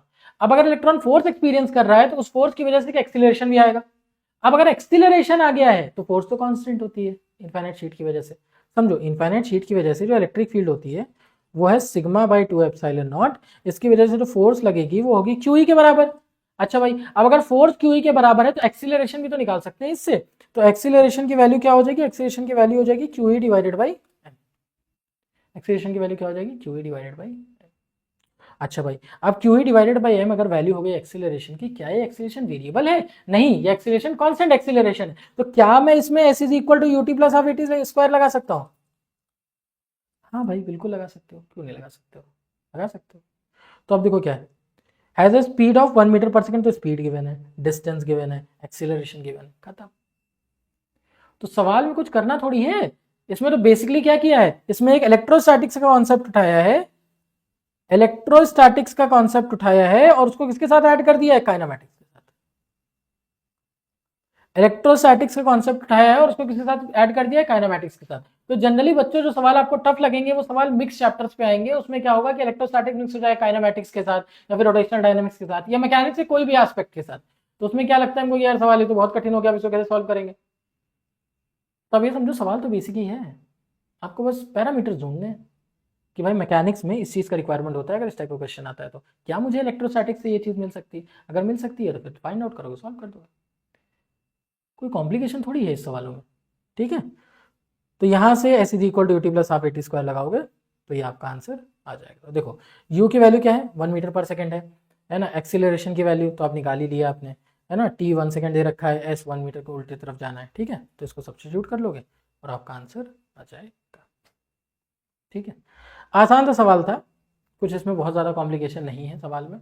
बस आपको इतना ध्यान रखना है कि भाई कौन सी इक्वेशन लगानी है, साइन कन्वेंशन बहुत ज़्यादा इंपॉर्टेंट है। जैसे यहाँ पे आप देखोगे तो अब सवाल पढ़ो, देखो सवाल में क्या लिखा हुआ था, electron under influence of positive. तो अब क्या है, पॉजिटिव है तो उसमें अट्रैक्टिव फोर्स लगेगा, ये पता होना जरूरी है ना। And as a speed of 1 metre per second. अब यहाँ पे देखो क्वेश्चन में बहुत ज़्यादा क्लियर नहीं था कि 1 उसकी तरफ है या बाहर की तरफ है। ठीक है, तो एक बात सोचो यार कि अगर उसकी तरफ ही दे देंगे सवाल बहुत आसान नहीं हो जाएगा, है ना। तो वेलोसिटी जो है वो दूसरी तरफ होगी, तभी तो ऐसे जाके एकदम घूम के आएगा, तभी तो कुछ सवाल बनेगा इसमें, है ना। तो इस सवालों में क्या करना होता है, देखो आपको सॉल्व करना होता है एग्जामिनर का थॉट प्रोसेस लेके कि किस तरह से एग्जामिनर ने सोचा होगा और उस हिसाब से आपको इसको सॉल्व करना होता है। आसानी सवाल है ना, कोई दिक्कत वाली बात इसमें नहीं है। Although this question would have been more clear, क्योंकि अगर 1 मीटर पर सेकंड हम लेके चल रहे हैं तो उसको हम तरफ भी ले सकते हैं, दूसरी तरफ भी ले सकते हैं, है ना। तो उसके हिसाब से हमें लेना चाहिए था ये, बट अब नहीं दिया है उतना क्लैरिटी से, तो इसमें आप कुछ कर नहीं सकते हो। जब भी क्वेश्चन इस टाइप के आते हैं, कभी कभी होता है कि मेंस में भी ऐसा सवाल आएगा कि बहुत ज़्यादा क्लियर आपसे नहीं हो पाएगा, है ना, कि इस क्वेश्चन में पूछना क्या चाह रहे हैं। तो उस क्वेश्चन में आपको सोचना है कि एग्जामिनर ने क्या सोचा होगा और उसका थॉट प्रोसेस सोच के आपको क्वेश्चन सॉल्व करने के लिए आगे बढ़ना होता है। तो ऐसा जैसे एक सवाल आया था, इस सवाल आपने भी फेस किया होगा शायद, कि एक सवाल आया था उसमें क्या था कि आपको mass of the athlete 60 kg के आसपास इमेजिन करना था, है ना। तो कभी कभी ऐसे सवाल आते हैं कि जिसमें वो एक्सपेक्ट करते हैं कि आप अपना कुछ कॉमन सेंस लगाओगे और किस टाइप का सवाल पूछा गया है सोचने की कोशिश करोगे, है ना। तो ये चीज़ें कभी कभी होती हैं, है ना, तो इस चीज़ पे ध्यान देना, हो भी सकती है ना। चलो आगे जो है हमारे पास Two charges of plus 4 microcoulomb and minus 4 microcoulomb are placed at a distance 1, 0, 4 and 2, minus 1, 5 located at an electric field. This much the magnitude of torque acting on the dipole is. देखो ये सवाल ही बहुत ही ज़्यादा आसान है। सवाल क्या है, आपको निकालना ये है बेसिकली कि आपका टॉर्क कितना एक्ट कर रहा है। तो टॉर्क का फॉर्मूला क्या होता है, पी क्रॉस ई, है ना। टॉर्क का फॉर्मूला क्या होता है, पी क्रॉस ई। टॉर्क का फॉर्मूला हमारा होता है पी क्रॉस ई। तो बेसिकली जो डाइपोल मोमेंट है आपका, वो देखो आपका 4 और -4 है, और ये दे रखा है कि भाई इनके जो कोऑर्डिनेट्स हैं वो आपको गिवन है। तो इसका जब डाइपोल मोमेंट लिखोगे आप, तो डाइपोल मोमेंट जो है वो कोऑर्डिनेट्स के उस डायरेक्शन में आएगा। क्योंकि आप डाइपोल मोमेंट जब भी लिखते हो ना, तो डाइपोल मोमेंट एक्चुअली में क्या होता है, मैं आपको समझाता हूँ थोड़ा सा इसके बारे में, अदरवाइज आप इसमें गलती कर जाओगे। तो डाइपोल मोमेंट होता है basically charge into position vector का multiplication. Charge into position vector का मल्टीप्लिकेशन। सो फॉर एग्जांपल, अगर पहला चार्ज हमारे पास मान लो -4 जो भी है माइक्रोकूलम है, तो इससे अगर मैं एक पोजीशन वेक्टर बनाता हूँ यहाँ पे, तो यहाँ पे मान लो दूसरा वाला है +4 माइक्रोकूलम। तो इसके जो कोऑर्डिनेट्स हैं वो कोऑर्डिनेट कितने हैं, 1, 0, 4, और दूसरे वाले के जो कोऑर्डिनेट्स हैं वो 2, -1, 5। ठीक है। तो अगर आपको इसका डाइपोल मोमेंट लिखना है, अगर आपको इसका डाइपोल मोमेंट लिखना है, तो पहली बात ये होती है कि आप डिफरेंट ओरिजिन ले लो, पहले इसका लिख लो, फिर उसका लिख लो, फिर सॉल्व करो। दूसरा क्या होता है, आप इसी को ओरिजिन मान लो। तो अगर आप इसको ओरिजिन मान लोगे तो इसके कोऑर्डिनेट्स क्या हो जाएंगे, समझने की कोशिश करना, थोड़ा सा मैथमेटिकल है। तो इसके कोऑर्डिनेट्स हो जाएंगे 2 में से एक घर चला गया तो ये हो गया 1, है ना, कॉमा -1 -0 तो ये -1 ही बच जाएगा, और 5 -4 तो ये 1 आ जाएगा। ठीक है। तो अगर मैं पूछूं कि पोजीशन वेक्टर कितना हुआ पहले वाले का, तो 0, 0, 0, क्योंकि उसको ओरिजिन ही मान लिया। और दूसरे वाले का लिखेंगे तो क्या होगा, 1, -1, 1। तो इसका मतलब क्या हो गया 4, एंड फिर इसके बीच का क्या लिख देंगे हम, आई कैप माइनस जे कैप प्लस के कैप। तो ये क्या आ गया हमारे पास, ये आ गया डाइपोल मोमेंट वेक्टर। फिर से समझा रहा हूं इस बात को। अगर आपको किसी वेक्टर का डाइपोल मोमेंट लिखना है तो, है ना, सॉरी, किसी चार्ज का डाइपोल मोमेंट लिखना है तो आप q1 into position vector of that vector plus q2 into position vector of that vector. तो आप इस तरह से कर सकते हो कि आप पहले -4 का लिख लेते, फिर आप +4 का लिख लेते with respect to some other origin, और फिर उन दोनों को ऐड करते तो माइनस साइन है -4 के साथ, तो ये दोनों सब्ट्रैक्ट हो जाते, तो भी यही रिजल्ट आता। लेकिन मैंने क्या किया कि मैंने -4 को ही ओरिजिन मान लिया और दूसरे वाले के coordinate with respect to that define कर लिए। तो आपको जो भी कन्वीनियंट लगे आप उस तरीके से कर सकते हो, बट यहाँ पे डाइपोल मोमेंट आपको निकालना पड़ेगा, ऐसे स्ट्रेट अवे आपको गिवन नहीं है।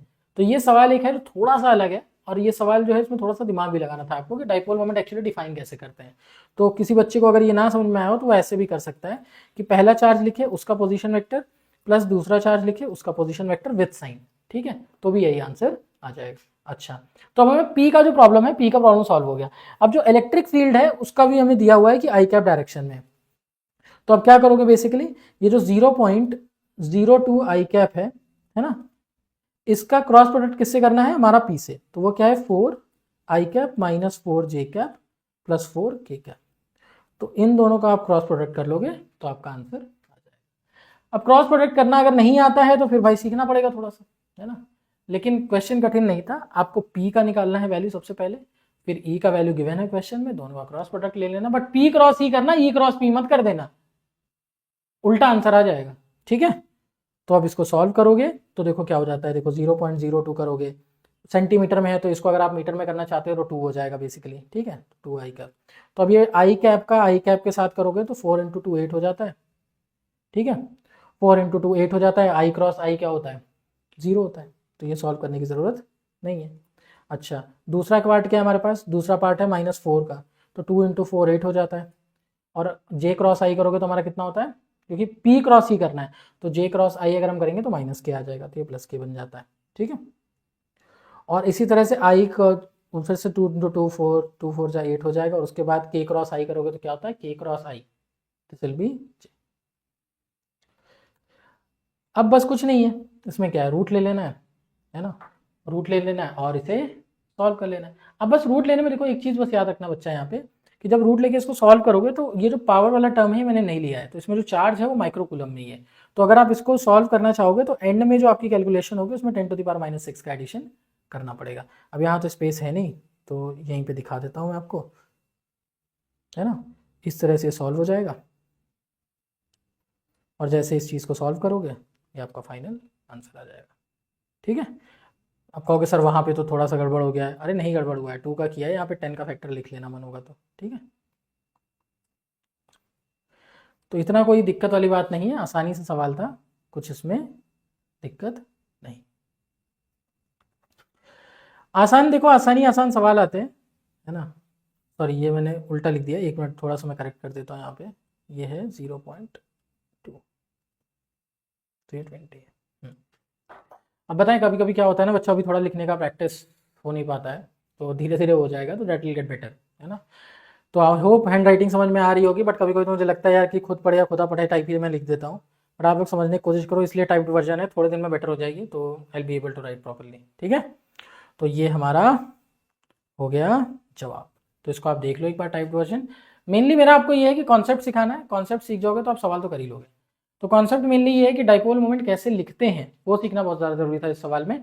और एक बार डाइपोल मोमेंट लिख लिया है आपने, तो उसके बाद पी क्रॉस ई लगाना है, ई क्रॉस पी नहीं लगाना है। अब क्रॉस प्रोडक्ट निकालना बच्चों को आता है, तो इसमें मैं नहीं कहूँगा कि मेरा बहुत ज़्यादा रोल है, लेकिन हाँ डाइपोल मोमेंट निकालना सिखाना इसमें थोड़ा रोल जरूर है मेरा, ठीक है। चलो अगला है हमारे पास क्वेश्चन नंबर 31। क्वेश्चन नंबर 31 क्या है, देखो the electric potential at surface of atomic nucleus Z50 of radius 9 × 10⁻13 centimetre is. तो इलेक्ट्रिक पोटेंशियल अपने को निकालना है, कहाँ पे निकालना है भाई, इलेक्ट्रिक पोटेंशियल एट सरफेस पे निकालना है, ठीक है भाई। न्यूक्लियस में जी दे रखा है और रेडियस ऑफ द न्यूक्लियस भी दे रखा है, खत्म हो गया सवाल। यार कभी भी पोटेंशियल निकालना होगा तो K/Q/R ही तो होगा पोटेंशियल, K/Q/R ही तो होगा पोटेंशियल, तो V इज इक्वल टू क्या हो गया, K/Q/R हो गया पोटेंशियल। अब बात हुई भाई R गिवन है क्या, हाँ यार R गिवन है, 9 × 10⁻13। K पता होता है क्या अपने को, हाँ पता होता है ना यार, 9 × 10⁻9। Q पता है क्या, हाँ Z पता है, तो Q पता ही है, 50 × 1.6 × 10⁻19, खत्म हो गया सवाल, ठीक है। तो इस सवाल में अगेन कुछ खास नहीं करना था आपको जस्ट वैल्यू सब्स्टिट्यूट करनी है, K की वैल्यू क्या है, Q की वैल्यू क्या है, R की वैल्यू क्या है। और यहाँ पे जो देखो तो बहुत ज़्यादा कैंसिल भी हो जा रहा है, ये 9 कैंसिल हो जाएगा, ठीक है। उसके बाद ये 10⁻9 है, इसको बेसिकली 10⁻−19 और 10⁻−10 बच जाएगा, है ना। उसके बाद इसको ऊपर ले जाओगे तो 10⁻3 आ जाएगा, तो 16,580, है ना। तो आप इसको सॉल्व करोगे तो कैलकुलेशन भी बहुत ज़्यादा हाई फाई नहीं है। तो जो इसका फाइनल आंसर है वो हमारा कितना आ गया, 8। देखना चाहो तो एक बार इसको देख सकते हो। तो यहाँ पे देखो 9 कैंसिल हो गया, है ना। उसके बाद ये -3 -2, उसके बाद -9 है, यहाँ पे -19 है। तो इस तरह की वैल्यूज़ आप ले सकते हो, आराम से क्वेश्चन सॉल्व हो जाते हैं। आई डोंट थिंक कि इसमें कोई डाउट होगा, है ना, क्योंकि बहुत ही बेसिक सवाल हैं यार जो आए हैं आपके पेपर में, और आपको इन सब चीज़ों के लिए टेंशन लेने की जरूरत है भी नहीं। कुछ सवाल थे इसमें जो अच्छे थे, और उन सवालों को आपको दोबारा करना भी पड़ेगा, है ना। उन सवालों को आप ऐसा एक्सपेक्ट करके चलो कि एक ही बार करने से आ जाएंगे, तो नहीं आएंगे, उसको आपको दोबारा करना पड़ेगा, एक बार और समझना पड़ेगा कि हाँ यार इस तरह का कॉन्सेप्ट आएगा तो किस तरह से हम उसको अप्रोच करेंगे, ठीक है। तो आपको कैलकुलेशंस नहीं, आपको कॉन्सेप्ट याद होने चाहिए, स्ट्रैटेजीज याद होनी चाहिए कि किस तरह का सवाल किस तरह से अप्रोच किया जाता है। सर्कुलर मोशन का सवाल सेंट्रीपिटल फोर्स से अप्रोच किया जाता है, बैलेंसिंग का सवाल लामिस थ्योरम से भी अप्रोच किया जा सकता है, एंगल वगैरह निकालने के लिए साइड वगैरह का इस्तेमाल किया जा सकता है। इलेक्ट्रिक फील्ड अगर उन्होंने पूछी है कि वायर के अराउंड सर्कल कर सकता है, तो इसका मतलब और शेप्स के अराउंड भी कर सकता है, तो कुछ और शेप्स की इलेक्ट्रिक फील्ड भी पता होना जरूरी है। ऑल्दो यहाँ पे डिस्क वगैरह की इलेक्ट्रिक फील्ड नहीं पूछी गई है, एक्सिस ऑफ द रिंग वगैरह का भी मुझे नहीं दिखा, लेकिन ये है कि अगर उन सब की भी निकालनी पड़े तो उन सब का भी रिजल्ट आपको याद होना चाहिए। स्फीयर के अंदर का भी रिजल्ट आपको इलेक्ट्रिक फील्ड और पोटेंशियल दोनों का याद होना चाहिए। तो कुछ बेसिक रिजल्ट्स होते हैं जो आपके दिमाग में होने चाहिए। अगर आपके पास वो बेसिक रिजल्ट दिमाग में है और आप एकदम बढ़िया फ्रेश माइंड से पेपर करने बैठोगे तो आपसे गलत नहीं होगा पेपर। तो बेसिक चीजें होती हैं, थोड़ा थोड़ा आप उन पर ध्यान दो और आपका पेपर वगैरह बढ़िया जाएगा, ठीक है। चलो अगला जो हमारे पास सवाल ये क्या है, a thin metallic wire having cross sectional area given है, used to make a ring 30 centimetre, a positive charge of 2 microcoulomb is uniformly distributed over the ring while another positive charge of 30 picocoulomb is kept at the center of the ring, the tension in the ring is। देखो इस तरह का सवाल जो होता है ना, पहले तो मैं आपको डायरेक्ट आंसर बता देता हूँ, फिर मैं बता देता हूँ वो आंसर आता कहाँ से है, ठीक है। तो सबसे पहले तो ये होता है कि जैसे मान लो अगर हमारे पास एक रिंग है इस तरह से, ठीक है, तो आप ये समझो कि ये वाला जो चार्ज है और इस पे जो चार्ज है, ठीक है, इन दोनों के बीच में अगर मैं इस फोर्स को मैग्नीट्यूड वाइज, इस फोर्स को और सारी फोर्सेस जो ऐड कर सकती हैं इन दोनों के बीच में, उनके मैग्नीट्यूड्स को ऐड कर दूं तो KQ² डिवाइडेड बाई R ही आएगा, है ना। सो KQ डिवाइडेड बाई R² ही आएगा, ठीक है। ये आ जाएगी टोटल फोर्स। अब ये जो फोर्स है ये किसी एक पर्टिकुलर डायरेक्शन में नहीं है, ये फोर्स डिस्ट्रीब्यूटेड है रेडियली। तो इसका मतलब क्या है कि अगर मैं किसी एक पर्टिकुलर एंगल पे फिगर आउट करना चाहता हूं, यार एक छोटे से एलिमेंट के लिए फिगर आउट करना चाहता हूं, तो कितनी फोर्स लगेगी, तो ये 2 पाई के लिए है। तो अगर एक किसी के लिए मैं फिगर आउट करना चाहता हूं कितनी फोर्स लग रही है बाहर की तरफ और कितनी फोर्स चाहिए होगी उसको बैलेंस करने के लिए, क्योंकि रिंग कहीं जा नहीं रही है, तो t will be equal to f by 2 pi. अब ये हुआ जुगाड़ वाला सोल्यूशन, ठीक है, कि एफ को आप k Q Q divided by are square लिख दो, उसको 2 पाई से डिवाइड कर दो, आपका आंसर आ जाएगा। इससे आंसर आ जाएगा, बट ये हुआ जुगाड़ वाला सॉल्यूशन। अब हम देखेंगे कि इसका आंसर कैसे आता है एग्जैक्टली में। तो एग्जैक्टली में इसका आंसर बच्चा ऐसे आता है कि आप एक एलिमेंट लो, ठीक है, आप यहां पे एक छोटा सा एलिमेंट लो।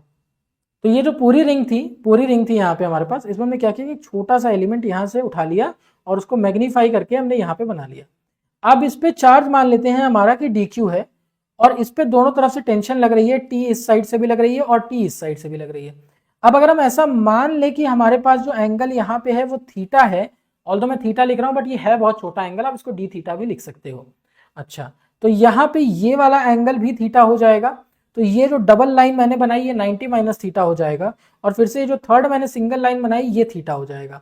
तो ये बन जाएगा टी कॉस थीटा, और नीचे की तरफ जो कंपोनेंट बनेगा वो बन जाएगा टी साइन थीटा। अब यही सेम चीज आप राइट हैंड साइड पे भी कर सकते हो। तो उसमें क्या होगा, जो टी कॉस थीटा कंपोनेंट होगा वो कैंसिल हो जाएगा, और टी साइन थीटा कंपोनेंट जो है वो एड अप हो जाएगा।